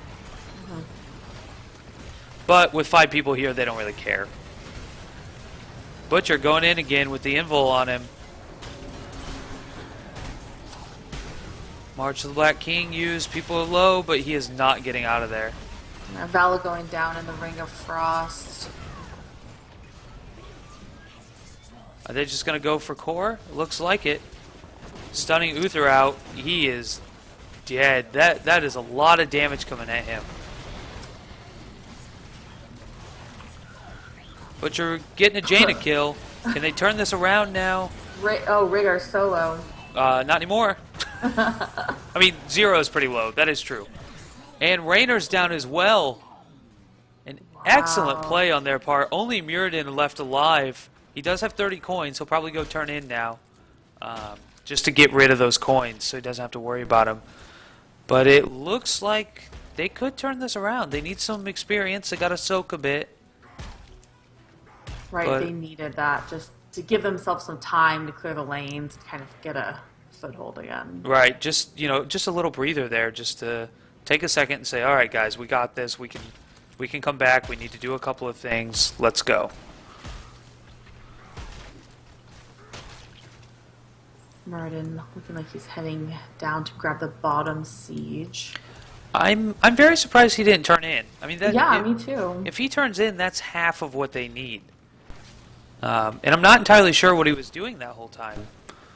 So, Do you ever try to turn in and then you break it a second early because you think that you... I do turned that it all in the way? time. I do it all the time. Maybe that's what happened. so frustrating. And like by the time you do it, you're like, I can't wait here another, however Right, many I'm just seconds it gonna go. is to turn in. Yeah, that is infuriating. I do it a lot more on Blackheart's Bay than I do on this map. Yeah, me too. Because typically there's a team fight going on right next to me, so I'm like, come on, come on. I Luckily, feel scared for Muradin with 32 coins. I know, that's what I'm thinking. He's turning in now, though. I think he's going to get them all in, so. And his team's going boss. But I think Red knows what's going on here. They're on their way. And Blue team is going to back off a bit. They are on even talent tiers. So this gives them some advantage, but there's the Ancestral going off. And Ring of Frost. March of the Black King not getting enough done. There's a good maul. Now if they can just capitalize on it. It looks like no. They may still Only get a Martin Jaina out of going this. down. They do, but Jaina. Oh, but Gummy Bear is the only one left. There's 3 people on him. Get out, buddy, get out. he's trying. Absolutely no mana there. Raynor's going to cut him off. And Raynor took the stun. Great pick. Ouch. Wow, that was an intense fight. Yes, it was. Good on both team sides. I mean, Blue team backed off when they needed to back off and then re-engaged, and it worked out very well for them. The only one left up is Leoric. I don't think he can really do anything here. I mean, his best bet is to creepy hand somebody and then just try and do as much damage as possible. And that was a great maul, but it did force the red team to split, and I think that's what got them caught out. They couldn't walk through the center there, and when they split to go chase down, they got separated. Right. But almost all of their heroics are back up again, so And this you're could be able the to turning point. stall that boss. Yeah, that was very good on his part, but he's dead now, and And his too butcher. many people rooted in that Ring of Frost. The dwarf toss able to block the escape. Vala using her heroic just to try and do some damage while she runs away. Oh, They're just ignoring boss now. They're like, they're Yeah. 4 down. We don't need it. probably don't want to risk another team fight. Yeah, I mean, it's smart to go core here. They're strong enough that they're going to burst through its health very quickly.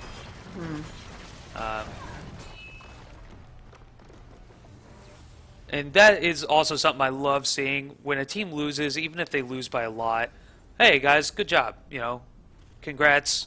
It's always nice to see people being friendly and camaraderie. Right. That's And not the word I meant, but yeah. there was that huge, almost, at the core, the wipe at the core where just Merton's left alive, and it gave the red team enough time to kind of catch up in XP, and then those two really fun team fights up at boss. Right. Unfortunately for them, they just lost so much by then. I mean, they were down 2 lanes all the way pushed in.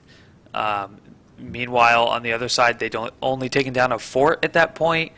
That's rough.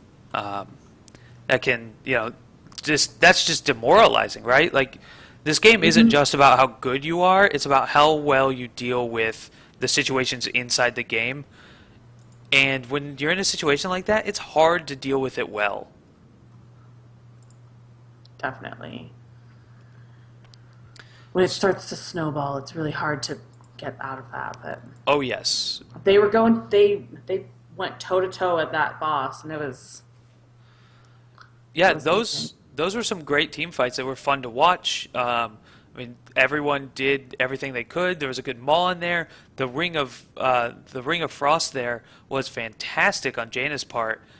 She rooted 3 people in that second team fight, guaranteeing their kills. So that was a great play.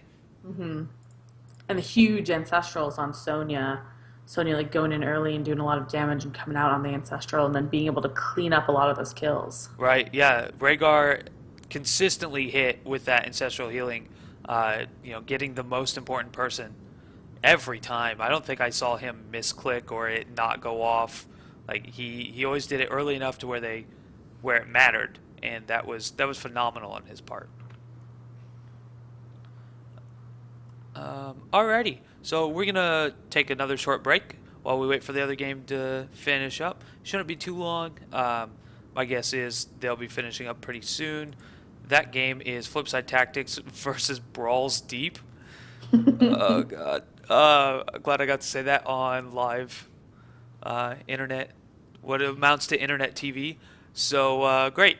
It was there forever now. Yep, that's okay. No, it's not, because Twitch deletes VODs after a while. So victory is mine. So yeah, we'll be back shortly.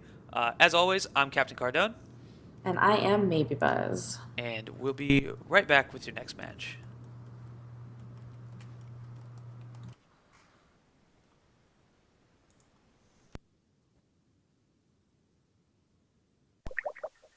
Through the age of the dragon, the people will talk of the day they were saved by a hero named Hawk.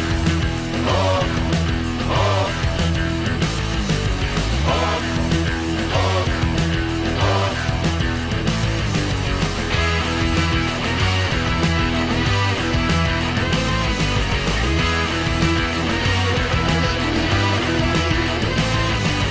Just a lowly refugee, your champion arrived.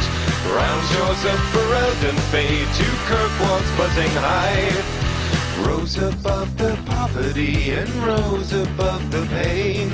My friend became the savior of the white city of chains.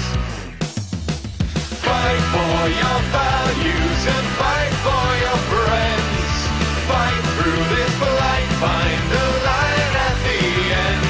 Through the age of the dragon, the people will talk of the day they were saved by a hero named Hawk. Hawk, Hawk, Hawk, Hawk, Hawk.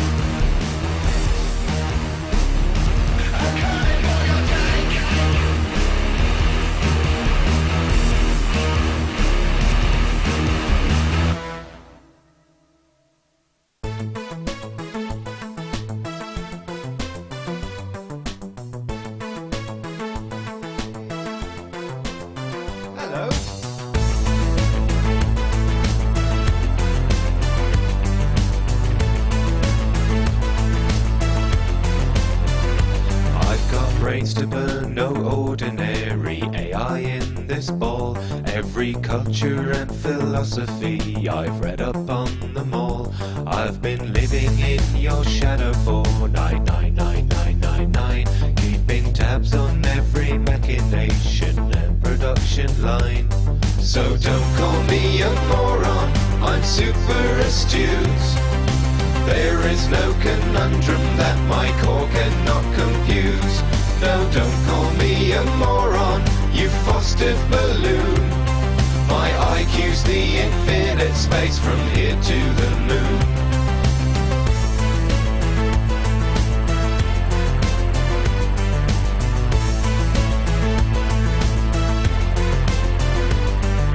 My IQ's the infinite space from here to the moon. My IQ's the infinite space from here to the moon. I have studied Machiavelli, Aristotle, Gabe and Plato, yet you still equate my intellect to that of a potato. This place would fall apart without my ever watchful eye. They might tell you I'm a half-wit, it's a great big bloody lie. So don't call me a moron, I'm super astute. There is no conundrum that my core cannot compute. No, don't call me a moron, you fostered balloon. My IQ's the infinite space from here to the moon. My IQ's the infinite space from here to the moon. My IQ's the infinite space from here to the moon. My IQ's the infinite space from here to the moon.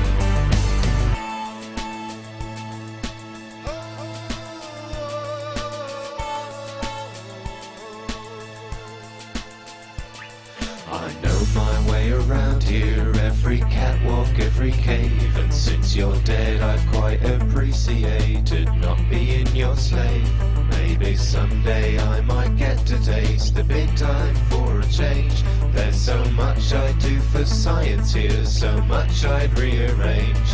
So don't call me a moron, I'm super astute. There is no conundrum that my core cannot compute. No, don't call me a moron, you fostered balloon. My IQ's the infinite space from here to the moon. My IQ's the infinite space from here to the moon. My IQ's the infinite space from here to the moon. My IQ's the infinite space from here to the moon. My IQ's the infinite space from here to the moon. My IQ's the infinite space from here to the moon.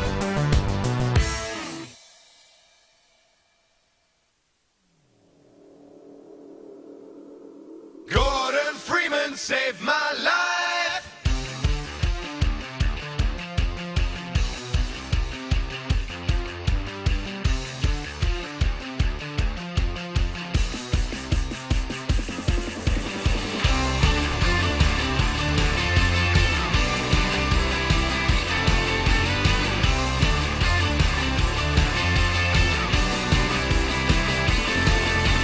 Gordon Freeman saved my life.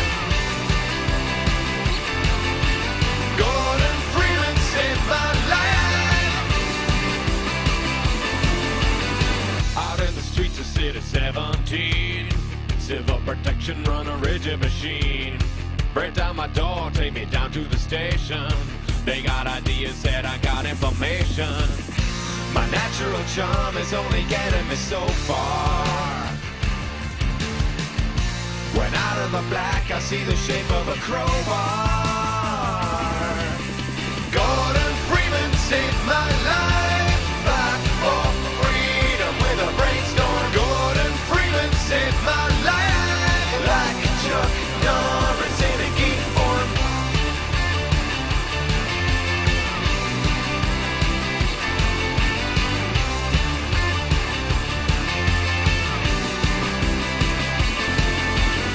Completely silent, a violent creature, despite looking like a geography teacher. Moves at the speed of a cheetah in its prime. Apparently he ain't running on valve time. I watch as the combine determined to flee, yeah. They vanish into thin air like episode 3, yeah. Gordon Freeman saved my life, back for freedom with a brainstorm. Gordon Freeman saved my life, like Chuck Norris in a geek form.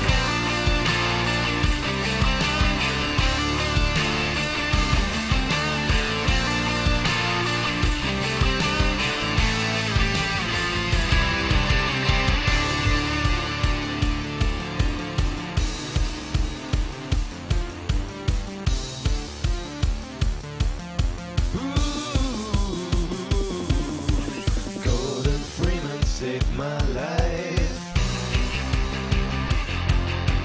Gordon Freeman saved my life. Gordon Freeman saved my life. Back for freedom with a brainstorm. Gordon Freeman saved my life. Like Chuck Norris in a geek form. Gordon Freeman saved my life. Back for freedom with a brainstorm. Gordon Freeman saved my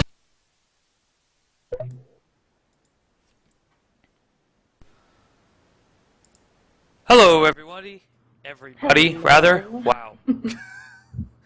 We're back, and we are finally on our final set of matches of the evening. This will be a best of 3 between Momentum and Flipside Tactics. So we are in the map draft right now. Yep, and Momentum has first pick, so we will see what they have to pick. No haunted mines, so we didn't get to see that map at all today. Not really surprising. A lot of people don't like it. Aren't fans of the Haunted Mines.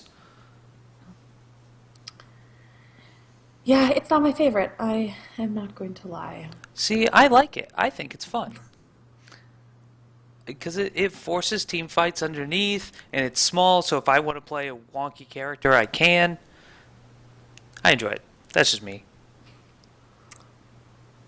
Flip side, banning Cursed Hollow and Momentum immediately following up with the Infernal Shrines ban.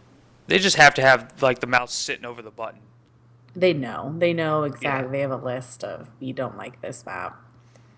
Yeah, I mean, you'd have to. Like, it's not until the last couple of picks that you're even, unsure what you want to ban. Right.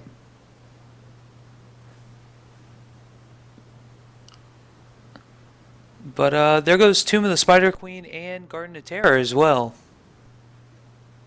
And Dragonshire.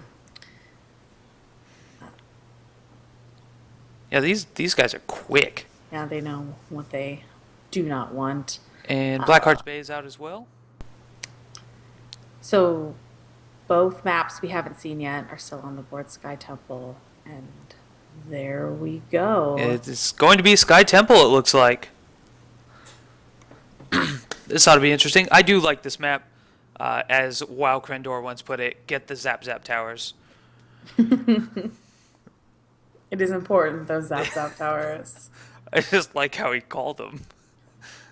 They are important. Yeah, this is one of the few maps that you can completely destroy the enemy team's core without ever going on their side of the map.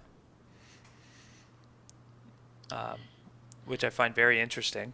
It shows just how important, it's a very objective, important map. Yep, and it looks like our first two bans are Kael'thas and Uther. And Jaina immediately picked up for Flipside. Yeah, Kael'thas being banned a lot today. We have seen that. Yeah, well, he's one of those characters that if you're really good with him and you're good at positioning him, you're going to do a lot of damage. Mm-hmm. Momentum not as quick to get moving, but I assume towards the end, they'll pick up their name and charge forward with their picks.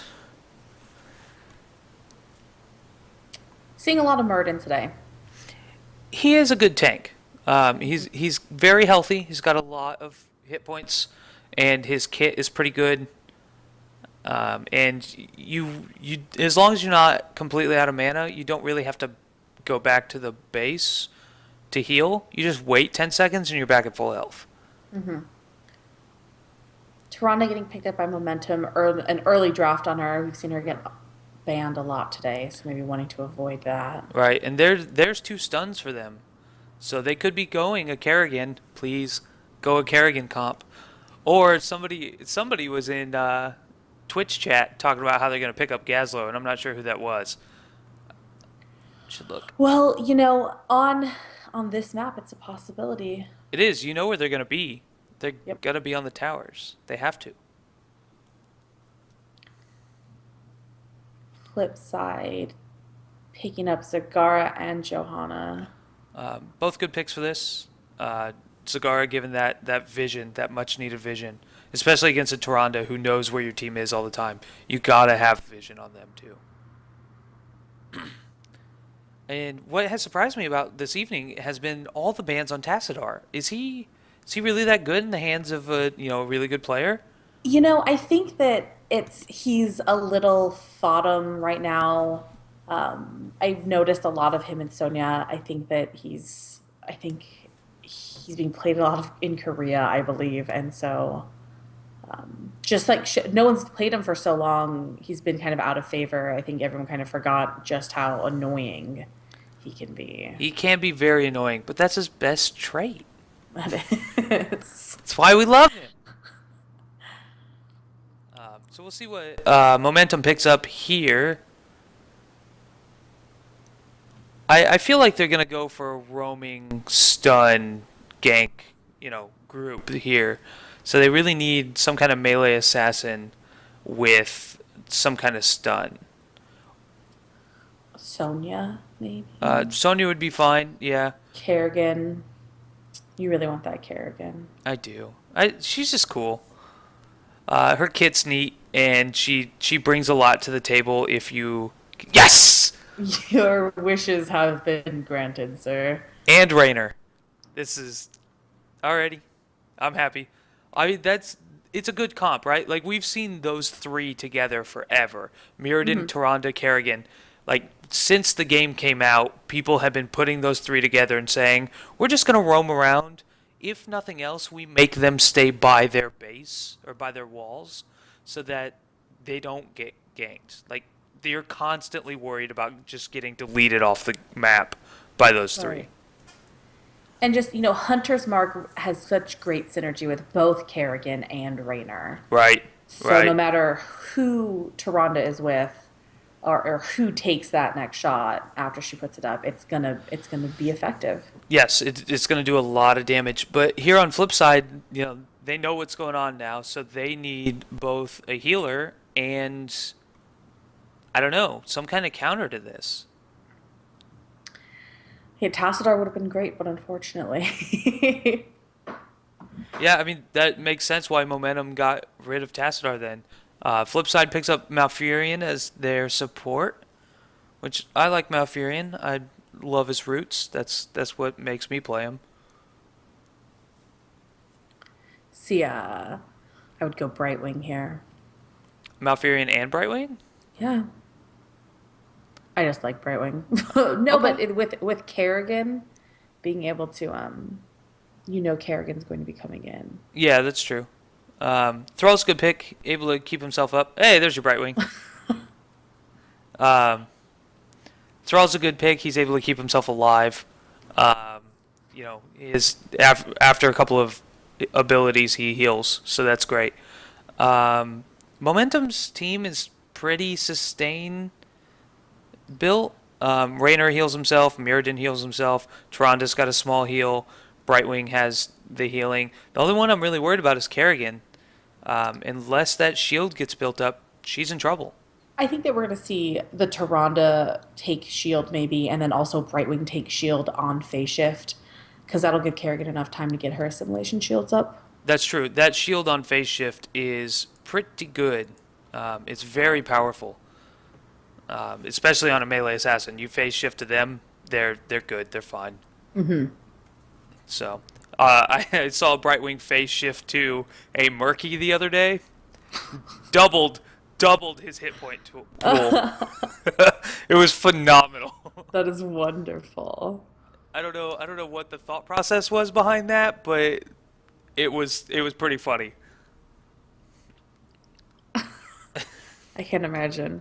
It was great. Because you almost don't have enough time to phase shift to a Murky sometimes. Yeah, exactly. Like that's the thing is he's got such a low health pool.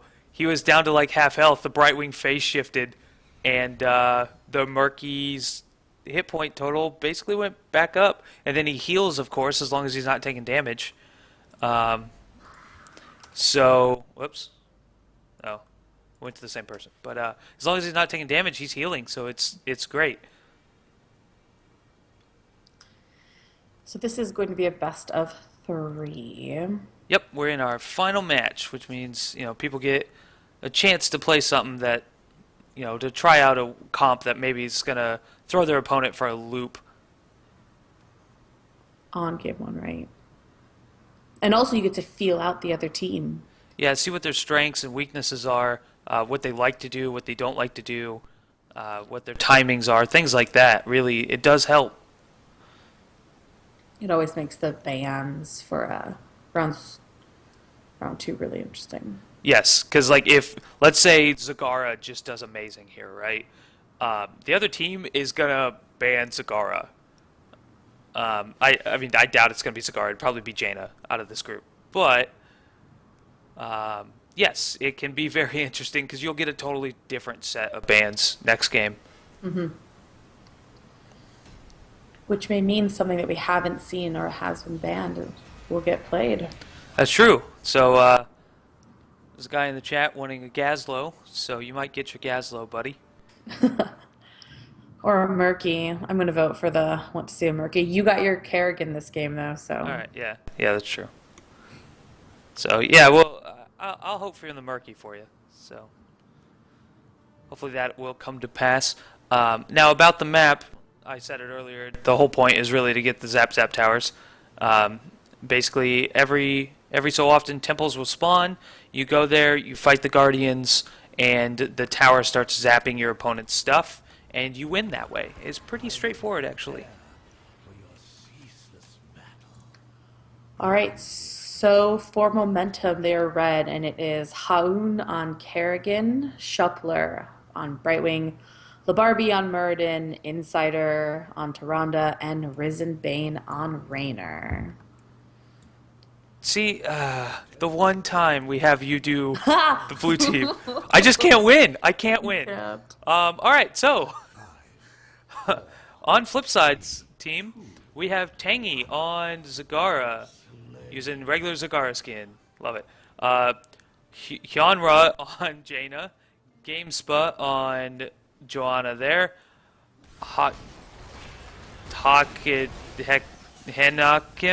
Henakim, we're going with that. On Rhaegar, not Rhaegar, that's Thrall.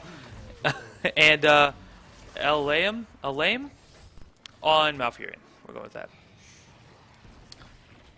Both teams making for boss area and Muradin dying. Yeah, that was interesting. I wasn't expecting, what? I don't know. I mean, it makes sense for Flipside to go there to get some of the creep down. Helps Zagara stay alive a lot, but was not expecting that on momentum side. So yeah, maybe just hoping to catch Zagara alone. yeah, that makes sense. But team went with her, so it didn't. It obviously didn't work out for them. As for the abilities that we're looking at here, the talents rather, Hyper Shift on Brightwing. That's nice. It reduces the cooldown of phase shift, gives her that global presence. And there's a stun coming from Kerrigan, and Thrall is down.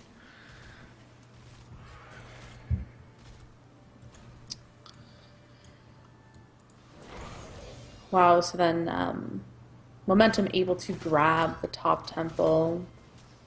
Yep, Mirrodin down here was sitting on middle, just hoping to take it quietly, but did not work out for him.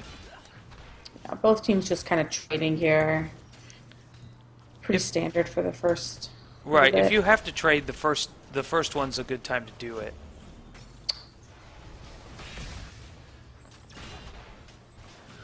I think Momentum is actually getting the majority of these shots. They got all of the top one, and they got a couple of shots off of the middle one too. So that's going to really help them out in the long run.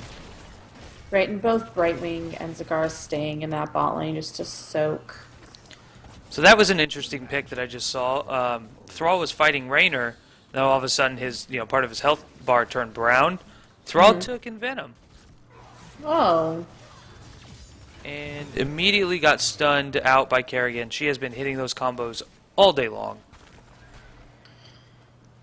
right, Momentum just coming up and really collapsing on Thrall there. Yeah, I mean, Thrall, he's not really out of position. It's just that with Kerrigan, you can dive in and guarantee a kill even if they're not really out of position. As long as they're alone, you're going to get them. Right. GameSpud needs to watch out. They are collapsing on him. I think he used the Unstoppable a little too early there. Sure did. Kerrigan just raking him back and Tyrande stunning for the I mean, to guarantee that three kill. stuns there. That hurts. Looks like Zagara's the next target, but that creep is given vision for her, so she's able to move out of the way there. Flip side grabbing their siege camp, Thrall and Jaina. Yep, it's a good plan. The only problem with it is the bottom temple will be starting soon, so that the other team will be down there to clean that up pretty quick.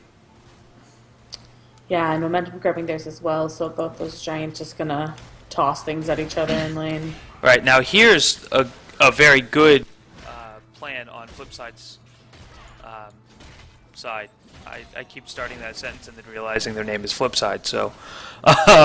But they're taking their top bruisers, going to get those going while they're down bottom fighting over that shrine. And this shrine is just a sea of purple. Are you looking at this? Yes. Holy crap. There's purple everywhere. I gotta say, the creep looks good.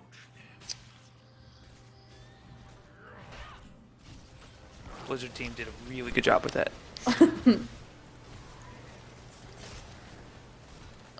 Here's something else that's interesting. Brightwing is staying top. Yeah, she'll probably come down when her team needs her. Yep, able to phase shift in. I think she's going to be too late to save Mirrodin, though. I'm not able to dwarf toss out. Doesn't matter, though. A stun on 3 from that Kerrigan guarantees basically a team wipe there. Right, just Murden's death giving his team enough time to set up everything that they needed. Yep. Sacrifice 1 for the good of all. That team has that concept down pat. And Momentum able to finish this bottom fort. Yep. And they do have their level 10 talents. Yes, they do. And To so, going Shadow Stalk. and we just saw it used right there. It's good use of it. Give everybody invisibility as they try and get up on this Zagara. Oh, Seemed to work out for them. grabbing Zagara. Yep. For everyone else, we also have a Hyperion on the Raynor, of course. We saw that just a few seconds ago. Avatar on Mirrodin, that's going to help keep him alive in those team fights where he's getting bursted down. Blink Heal, of course, on Brightwing. And Maelstrom? Maelstrom? What is that? Yeah, Maelstrom on Kerrigan. And they're going boss. Red team knows what's going on here, but can they fight at this point? Yeah. Mouth may not get there in time. Oh, but both teams just being very hesitant to. Get on the point. Go. Nope, too late. But a great maul. 3 people in there.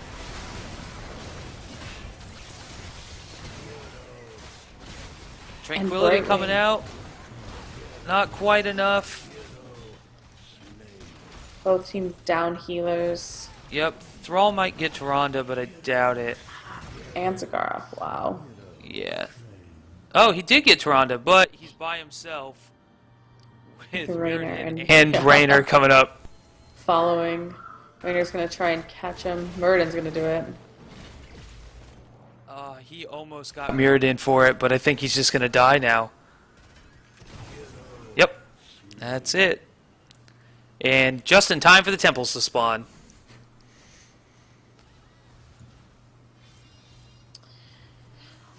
Yeah, I think we're gonna see Brightwing just get as much of this mid temple as she can.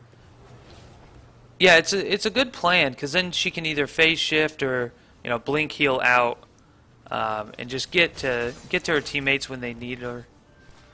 That global presence is very powerful. A lot of characters have that, right? Like Falstad has that, and it's very powerful on Right. Falstad as well, especially on these big, huge maps.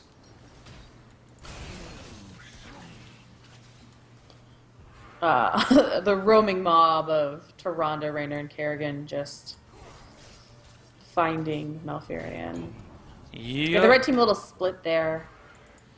Yeah, I mean, they had to kind of contest the bottom, at least make a show of force, right? While other people were mid trying to get that temple. They can't really afford to keep trading. They're down in buildings. Now their back line's getting hit by the towers, and it's just not good. They're going to lose at least the tower here. Maybe also some damage on that back keep. Right, and as you said earlier, just this map especially, you can end it and hit core with never ever going on your opponent's side of the map. And Yep. we're definitely seeing that here. Yeah, you don't have to be anywhere close. I mean, this bottom bridge here, nobody wants to be on that. It's a bridge of death.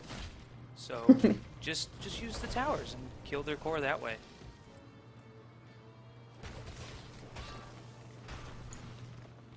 Joanna actually picked up Burning Rage, it looks like. You know, Interesting. that is interesting. You did see in that last team fight at boss, everyone very low. So we were just hoping that last little bit will be enough to get her team through it. That is a good point. And she's always right in the middle of the fighting, so it's going to be doing just a little bit of extra damage there. And Thrall getting pulled in by that Kerrigan again. And another great maw. Followed up by Ring of Frost and some bombs, but... By bombs, I mean banelings. Bug bombs. I just want to see the Gazla. Oh, the bug bombs take out Kerrigan. I mean, that's what they are. They're They're bug explosives bombs, that roll. yeah.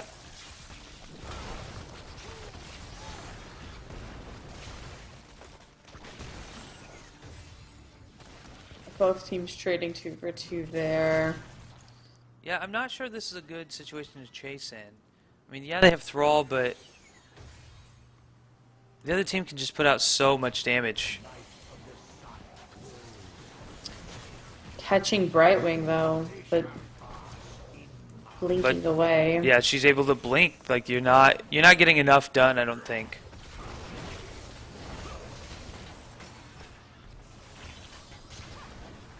They have their 16 talents. Oh. Training Raynor for Thrall. Yeah, I don't know. I don't think that was a great trade on their part. They really needed another kill off of that.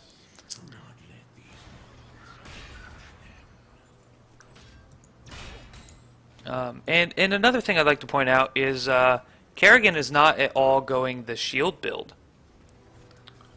I thought for sure she would. Her shield build is now very good. Right.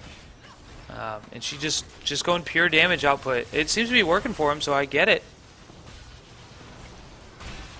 Right, not looking like they need it since she hasn't gone down. All that much at all, yeah. She's been dead twice, it looks like, and she's just putting out so much damage.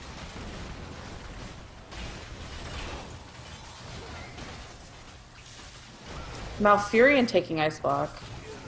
Interestingly. But getting taken out anyway. This Yeah, is a the- rout at this point. Hyperion. I think it was kind of doing wasted support there. damage. Yeah, it really only finished off Zagara, and I think that could have been accomplished. Yeah, I don't think, using a heroic with such a long cooldown was really worth it. Did he pick up a card to play though? No, he didn't. So that's a very long cooldown for him.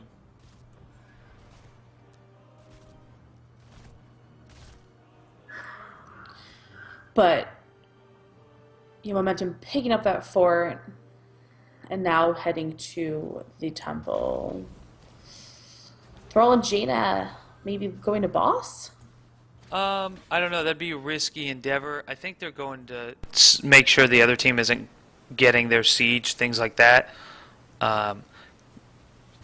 You just don't know where they're at, right? So you got to be careful about what's going on. The whole blue team is coming, so this boss pull I feel is a bad plan. Mirrodin's spotting him. He knows what's going on. Their only hope to get it off before the team gets there. The Shadow Stalk, though. Another great maul. Are they going to get it? No! So close. All the work and none of the glory. Yeah, that just the tranquility not enough. Yeah, I'm Especially surprised. 'cause Go They're ahead. really getting on Malfurion too. Right. So it's just not enough to keep himself alive. Yep. I'm surprised we haven't seen more burst healers tonight. Yeah, I mean- it's Uther. We've seen a lot of Uther though, and he is to a certain extent. Right. But like, there's been a lot of options to take Rhaegar, and it just hasn't been done. A lot of people really like Malf over Rhaegar.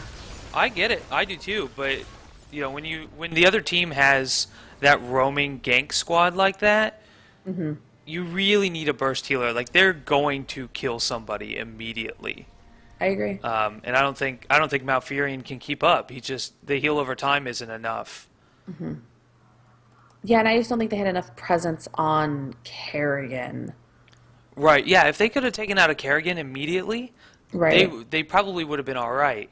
Mirrodin's always a pain to deal with, but nobody else. Like Raynor's going to do a lot of damage, but He always does, but it's really that Kerrigan Yeah. setting up those plays that made a huge difference. yep, I agree. I think that's what got him. But this is a best of 3, so we'll see. Now they've seen what Momentum likes to play. What are they going to come back with? What's their next plan? They're probably talking it over right now. All right, so they really like to be aggressive. They love the stun comps. What can we do to guarantee they don't get that? I definitely think we're going to see a Tyrande ban. I can see that. I can definitely see that over a Kerrigan ban. Tyrande, Definitely. like Kerrigan is one of those characters that takes part in pretty much only one team comp, which is we're going to run around with a bunch of stuns and murder people. Tyrande is good in a lot of situations, but if you take her away, that Kerrigan-focused roaming gank squad isn't as powerful. So, I think you're right. Probably a Tyrande ban. The real question is, are they willing to make their Tyrande ban their first ban? Yeah, it could be risky. Yeah, because if they don't make it their first ban, the other team can pick it up. So they have at least either 2 or 3 picks, before that second ban phase. We may see a little bit more of a maybe double warrior from Flipside if can they see that. do see, later if they do see a very aggressive comp from Momentum. Yeah, that would be something, something that is definitely a possibility. We could see another triple warrior like we did earlier today. Those are always fun compositions. I enjoy watching them or even playing in them. I had one like last week, I think, and we lost. We got our butts kicked because the other team had like the perfect composition, but it was a lot of fun. I've seen a lot of four warriors in Tomb of the Spider Queen. Four warriors, one support. Really? Yeah, because they just win their lane, That's and true. they That is a that's good point. just they just win their lane, and when somebody makes heads to turn in, they just everyone goes. Yeah, I mean, and you're not dying, right? Like you're gonna stay up forever. Yep. So it makes sense. Uh, I never thought of it. That's. Can you imagine a draft where you're looking at the other team and they just keep picking warriors and you're going, what's going on here? What's happening? Did the meta change? Like, was there a patch? That would be very interesting. We're gonna have the draft ready for you guys in just a second. It looks like Flipside is ready. We're waiting on Momentum to ready up their draft. Unfortunately, they have forever before they actually have to click the button. This is a very long timer. But we almost never see it go below 800 seconds. There you go. You say that you always are going to jinx us. I know. I'm just. You've been almost prophetic tonight with some of the things you've said. So. Look, it's a gift. I'm very good at ensuring the worst case scenario. If it's bad and I say it, it's likely going to happen. Unfortunately. So everyone's hoping for some Gazlowe. There's a lot of Gazlowe. Yeah, that's because Mike there in the chat has just been rioting. And did I miss the map draft pick? You know, I came in late too, so maybe, but it looks like it is Infernal Shrines, I mean, which we we just, haven't seen. Yeah, we just had the countdown a second. maybe. Like it was counting down to people being ready for the draft, and then all of a sudden it went to this. So, okay. But Flipside has banned Kael'thas. Momentum has banned Tassadar. And looks like we have a Jaina on Flipside's team and an Uther on Momentum. Pretty standard. We've seen a lot of Jaina from Flipside today. Yeah, well, I mean, we've seen a lot of Jaina today. I think she's been in pretty much every game. She's just the strong mage, so it's not surprising. Well, if you're going to ban one mage out, you need to ensure that you pick up the other one. Can be a huge problem if, the other team has the only mage. They're very powerful. They do a lot of damage. But we're seeing, that Uther Joanna. They have really great outfits. They can match really well on the skin side. They do. Is that what you're concerned about? Yeah. I love the Judgment Uther. Oh yes, that skin is beautiful. It is. It's really nice. Flipside apparently really likes Malfurion. They picked him up second pick. Yeah, and I feel like knowing that you're going against Malfurion with momentum favoring that aggressive comp. Yeah, well, I mean, this is a map where aggressive comp may not always be the best thing. True. Because the only way for an aggressive comp to work is like ambushing at a shrine, which is a great tactic. Don't get me wrong. Like I love doing that. When I play quick match and we have a decent team fighting comp but not AOE damage, I'm like, hey guys, let's chill here and murder them as they come in, and it's great. It works. It works wonderfully. So Zagara being banned by momentum, taking it away from Flipside. A lot of good Maws last game. So Right, it was. I mean, I don't think the Zagara ever just got one person. It's always two or three. and giving Jaina time to put down that Ring of Frost and rolling in those Banelings. Yep. Really helps dish out that damage. Zeratul being Flipside's other ban. That's the second time now. Yeah, Makes I mean, sense. on this map though, it makes sense. There's a lot of terrain in the way. There's a lot of cover for Zeratul to wormhole in, finish somebody off, and get out. Right. Oh, okay. Abathur Raynor getting picked up by Momentum. I like the Abathur pick actually because since the patch, it takes forever to get all the minions killed. Right. Because Which is great because it gives the teams more time. It doesn't snowball so quickly. right. But they raise the number up to 40, and they have to, they scale with level rather, so or with time. So that really helps an Abathur play on this map. He just goes to the opposite side and just pushes that lane out. Right. Has a lot of time and ability to do that. And so we do see Abathur Illidan. Yeah, this is interesting. We have an Abathur Illidan here, and with Raynor on that side as well. And flip side picking up Tyrael and Vala.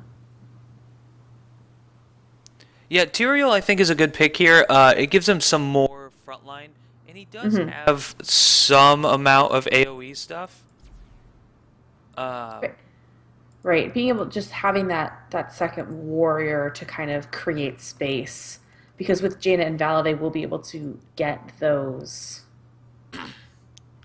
Right. little minions pretty fast. Also, have you looked at the skin that Tyrael is taking? That's such a gorgeous Tyrael skin. I love that So Tyrael pretty. skin. The wings are awesome. I love that dark purple. I'm gonna cheat a little bit. Here you go, guys. You can see this. He's on the left. Enjoy that awesome skin. It is a great skin. It's amazing skin. Okay, that's all you get. You can see it in the game. Too bad him and Vala don't match because Vala has that. I know. Well, Almost. yeah. Then Malfurion kind of has a similar color scheme going on The there. purple. So they could have just been an all purple team. And that would have been cool. Ah, they need that. Yeah, I Team mean, it's almost like a team jersey. If you could find it, we do that in Team League. Just like when I'm playing with my friends, we'll all ride like the pink Wonder Billy. oh yeah. Yeah, There's a bunch of pro teams that'll do that. They'll just all pick the same mount, yeah. just to run around with, which is always entertaining. But yeah, this will be interesting. So the Illidan comp there on Momentum side, it's not really a protect the Illidan comp. I mean, it kind of is. They have a lot of what they need. hmm I don't But know. I mean, we've seen a lot of aggressive from Momentum and a lot of stun from Momentum. I think that they're going to continue that. Uther able to save Illidan if he needed, but Illidan honestly being able to get out of a lot of trouble on his own and not needing that divine shield early the first time he goes in. Right, that's true. The Divine Shield on Illidan is one of those that you kind of use when he's low. You worry about it, like, he'll be okay at first. Right. If he starts getting stunned, you throw it on him. If his health is going down, you throw it on him. It's to help him get out or to let him get a couple of auto attacks in so that his health goes back up, and then keep fighting. So it works out pretty well, I think. Yeah, and also Abathur, you have enough time on Abathur, especially on this tap, to set up a lot of those toxic nests Oh yes. around the shrines and being able to, really do some early damage before any sort of engagement even happens. Yeah, especially if you take the ones that do damage over time and slows. An Abathur that slows his opponents running into the shrines, between the damage and the slow, your team is going to be able to pick them off so easily. Especially with an Illidan, you can dive anywhere. I am kind of hoping we see a Illidan take the hunt instead of Metamorphosis. But I don't know. We'll see. Definitely is a possibility. Alrighty, so here we are. Um, Go we ahead. all right. We have Haun on Illidan, Shuffler on Uther, Labarbi on Johanna, Insider on Abathur, and Risenbane on Raynor for momentum. And on the flip side, we have Hanakim on damn it, guys, on the Skeleton King, GameSpa on Tyrael, Tangy on. Never mind. I'm gonna wait until they all stop killing each other, because this is way more entertaining than me murdering their names. Joanna, get out! Oh, not able to get away. This is a good start for them. Much better than last game. Tangy on the Vala, Alaim on Malfurion, Hyunra on Jaina, and I think I covered everybody. So when you guys get better names, come back. It's brutal. It's brutal Can't on just- my tongue.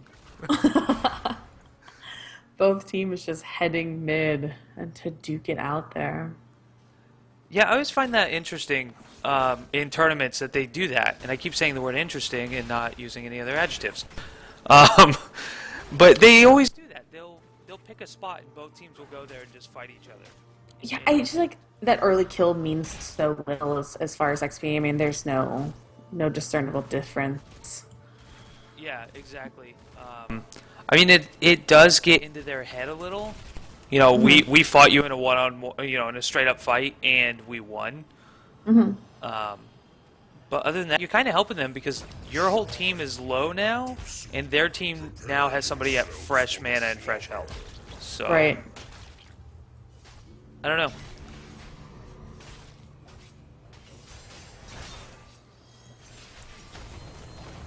But we do have the first shrine spawning there, and Illidan just barely able to get out. Oh no! How did he die? I'm not. Maybe a dot. I don't know. I'm not sure. I wish there was a replay button. Maybe a mouth. Could have been. Flare? Could have been. Moonflare. Yeah. Pretty long range on that. So Vala has now split between going auto attack build and multi-shot build, which I think is interesting. Most Valas on this map take multi-shot build, right? You want to kill as many those little minion guys as possible. Illidan getting on. Vala. Jaina going down as well. And Malfurion is Illidan. low though. Now he's 6 feet under low. So.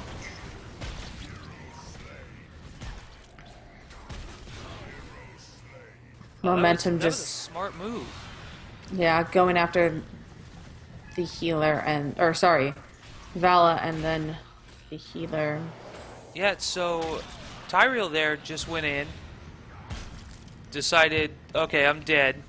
I can keep going after Raynor, who's low, or I can turn around and kill all these little minions and get them for my team. Oh, it was smart. Yeah, he just turned around and he got like 6 or 7 kills off of that. That was a pretty good call on his part. And they definitely need this because bottom, Abathur is just pushing that lane out and body soaking. Right, and flip side actually winning this Immortal. Yeah, unfortunately they're down a talent tier and a level. And that Immortal's pretty much dead just because of Illidan up there. Between Illidan and the cannons, it's gone. Abathur hat also.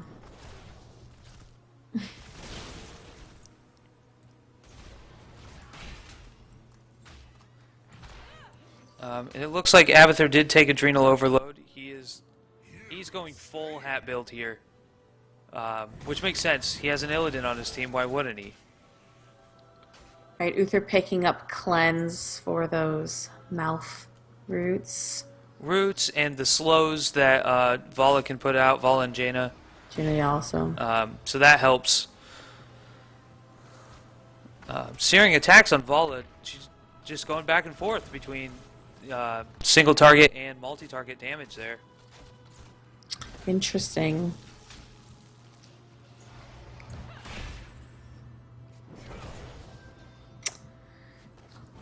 Both teams picking up their bruiser camps, which those things are crazy good. Basically, as long as the shaman guy's still alive, he keeps summoning those little wolf things, whatever they are. And that can really push a lane down if that guy never dies.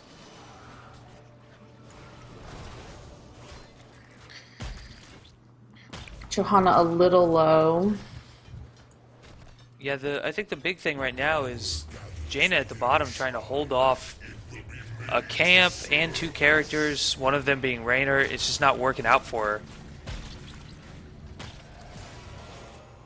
Uther saving Raynor with that Yeah, his stun there. adrenaline shot kicked in too, so that helps significantly. That's a lot of healing coming in on him. And He's momentum's down now before this team fight. Momentum's about to have 10. Never mind, they just got 10. This is a team fight they got to be careful of. Because even 4v5, 10 versus no 10 is going to do it.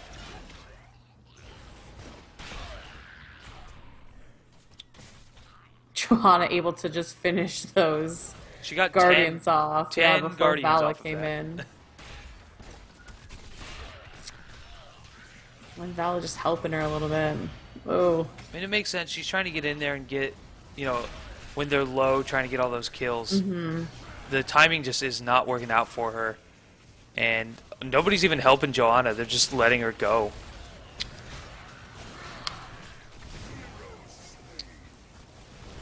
wow, Illidan just trying to get Vala. I mean, with that Divine Add to Shield, it. he's just killing everything in his path. Right. He just got them 4 kills off of that, and that is incredible. And he's probably going to pick up a 5th here. Right, and had on him just the whole time, giving him that attack speed bonus. Yeah, I mean, it's so good. The attack speed bonus, what else is he stacking up at this point? The Needle Spine does more damage of the stab. Pressurized Glands, the burst does more damage and has a bigger range. That's brutal.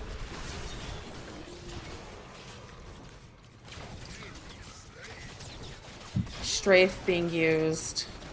Yeah, just to get any kind of damage output done. She having to pop that ability there.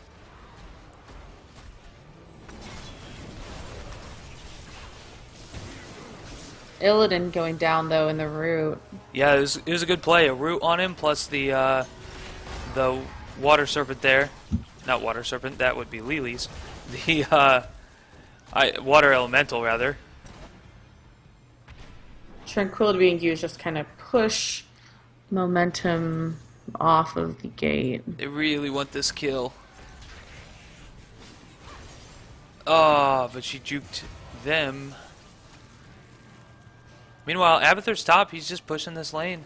Gonna get these walls down, most likely. Unless Jaina comes up and stops him.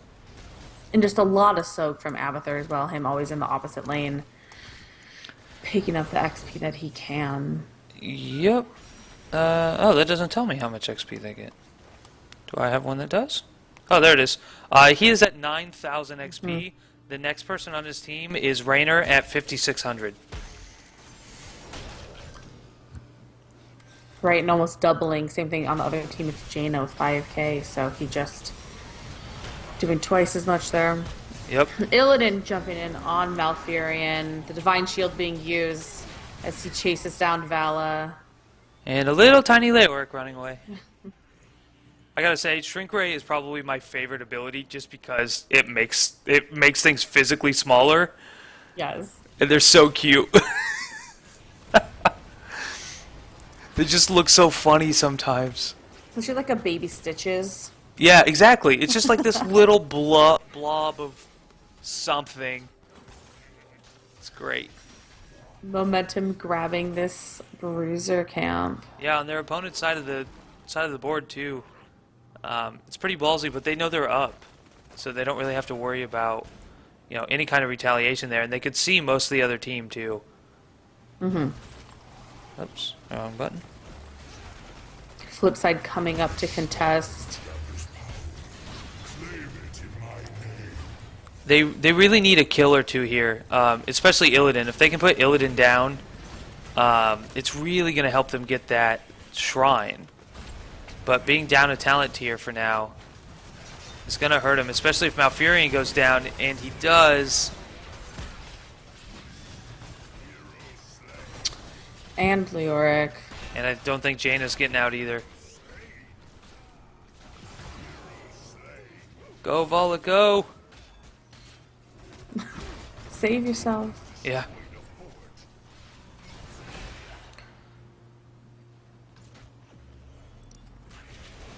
Trying so hard just to get that. That did not work in her favor. Yeah, not at all. Raynor just shotgunned her in the face. Man, that was brutal. And both warriors on flip side going more defensive builds. And then Tyrael taking judgment. I don't think I've seen him use that yet. No, I haven't seen it either. I mean, I think Illidan is his main target, right? If he can judgment Illidan, they got an Abathur kill. Flip side catching Abathur, yeah. All right, that's gonna help. It's gonna Right help before the bring shrines too, so making it a 4v5. Yeah, I mean, Illidan without the hat is significantly less powerful. But they are down a talent tier again, so that can be a problem. Right, Illidan at half. Jaina using the ice block. I think it was a little too early. I think she should have waited a little more.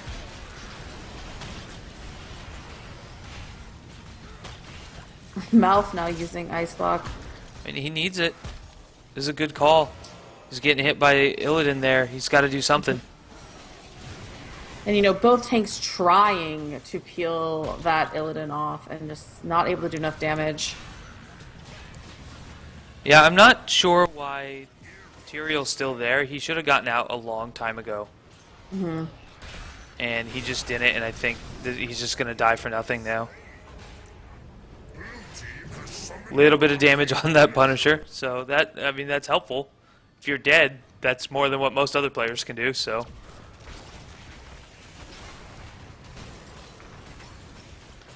Jaina having to try and poke this Mortal a little bit while she can. Yeah, so Leoric is going for an Abathur kill here instead of helping team. I think Abathur's too close to the wall. I don't think you're going to get him. Oh, so close. But since he didn't, all that did was waste time. And momentum getting through that bottom fort in top lane. Yeah, there's no more defense there. If another Arcane Punisher comes up, they're in trouble. Judgment on Raynor. It got him.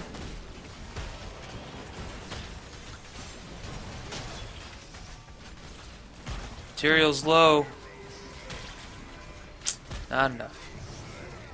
Jaina also low going down Illidan. Right, and we see that hat just giving him what he needs. Yep, increasing his attack speed, which lets him heal faster. He finally gets taken down, but with that hat and that healing he does, he just lasts forever. Wow. Uther almost. But we do see momentum. The other team, though, is Abathur. Right. But, flip side also down 2 now. So Yeah. can't really make anything with it. They could get their camps. Try to take a little bit of pressure off themselves. Yeah, but that's the best they're going to get. In 3 seconds, Joanna will be up, another 20, Illidan, and another 30. Their healer. I mean, and Abathur's been up the whole time, pushing that middle lane in. Raynor trying to get this bottom siege. Yeah, Really- it looks like at this point most people are going for things that make them a little more survivable. We saw Ice Block on 2 people. but now Blood for Blood on Vala, Imposing Presence on Leoric, along with at level 13 he took Crushing Hope to hopefully get some more HP out of that creepy hand of his. Or even Illidan taking Stone Skin. Yeah, that's a good point too. I mean, that shield on top of the shield he gets from Abathur is going to be extremely helpful. But they're about to get 20, and they're just pushing core. Are they just going for it?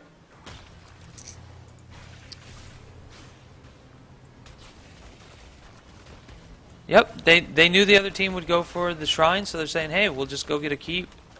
Why not? And only 3, Leoric, Vala, and Jaina coming to respond. Yeah, Tyrael's player there got dropped for a second, so I don't think that was a decision he consciously made. But momentum here, I think that was a great play. They got what they wanted out of it. They're gonna get this middle fort down too, and now they can go get the shrine and just not worry about it.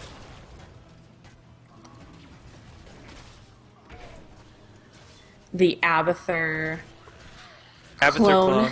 Yeah, buying his team some time to get some of those Guardians. Yeah, it was good play. I mean, that heroic's gone now, but you know, what do you care? It's a 50-second cooldown. Right. So. The Judgment again on Raynor. Illidan, though. Oh, he was so Dude, close. So Tyrael down. Vala going down also. And Jaina. Wow. Yeah, there's just no focus. The tanks keep blasting through to the back line, leaving their own back line exposed to Illidan. And Illidan with an Abathur hat, you can't expose your back line to that. They're going to die. Right. Standing in between, Vala and Jaina with just the spikes. He's getting healed on the spikes. It's nothing that the team can do. Nope. And momentum heading straight to the core. Yeah, they have no reason to do anything else. The first person that'll be up is either going to be Tyrael or Leoric. And neither Not of them... in time. Yeah, neither of them are going to be able to do anything against this.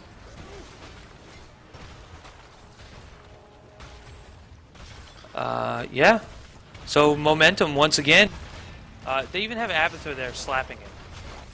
The Slapathur. Love Slapathur. Yeah. So there you have it. Our winners this week. 2 games to nothing. That was a great sweep by them in the final round there. Momentum. They've been hot before. I'm pretty sure they won week 1. Yes, they did. But week 2, I think they got taken out pretty quick. I think they just had a bad game or something happened where they just could not keep up. Yeah, just really aggressive, in-your-face play by momentum. That Illidan absolutely doing work in the back line. Oh yes, they definitely picked their name well. They knew what they liked. They liked to just keep pressing on, punishing people that are out of position, diving in. I mean, we saw 2 very aggressive comps there. Protect the Illidan and Kerrigan comps, both of them rely on you being in the middle of a fight. So, very, very good on their part. They knew what they were doing when they drafted. Alrighty, so that'll be it for us tonight. I hope you enjoyed. If you did, please check us out, www.randomcs.com. You can also check us out on Twitter @randomcs. We'll be there next week. Same tournament, different time. We're going to start at 7 Central, 8 Eastern. Do your math for Pacific. It's not too late to join if you want to get a group together and play next week. You can do that. Yep, everyone's welcome. You got 4 friends. You got 3.5 friends. Show up. Your half of a friend can play Murky or Abathur or something. Everyone complains that they don't do anything. They're such good characters. They are good. But no Murkies. Maybe someone hear our call, show up with a Murky comp next week. That would be awesome. But yeah, everyone's welcome to play. So please, check out the website, sign up, show up. Hopefully, Battle 5 fixes their inability to deal with time zones and daylight savings time, so that there's not all this confusion. Great job from all the teams. Yes. Congrats to Momentum. Yeah. So for those of you that don't know how this works, basically we're partway through a season now. So every game, everybody gets points, or every tournament rather, everybody gets points. The winners, I think, get 900. I don't know the numbers. The winners get more. People who lost first get less. It's pretty simple. Then at the end of the season, we have our one big tournament. The one tournament to rule them all, as Frodo would say. I guess. I don't know where I'm going with this. Um, anyway, so we have our one big tournament, and that's where the prize pool is realistically. So you can join in. It's not too late. If you win consistently, you're gonna do well. You're gonna be placed well in that last tournament. Like I said last week, I think Momentum was out in the first round, so it's very possible for teams to get shuffled around, and the winners this week to be losers next week, and vice versa. Right, and flip side really improving this week too. They um Yeah, they performed really well. yes, they did. I mean, they made it to the finals. That's great. Previous weeks they didn't do as well, and like I was just saying, you can do it. It's easy. It's not easy. You got to work your ass off, but it's doable. But yeah, do you have anything to plug there, May? No. No? No, not really. Alrighty. I have a little bit of plugging, just a little. I Plug think somebody's away. been plugging me in the chat too. So, uh, I stream Heroes of the Storm every Tuesday and Thursday. You can find me at YouTube gaming.youtube.com/Captain Cardone. I'm just playing for fun most of the time.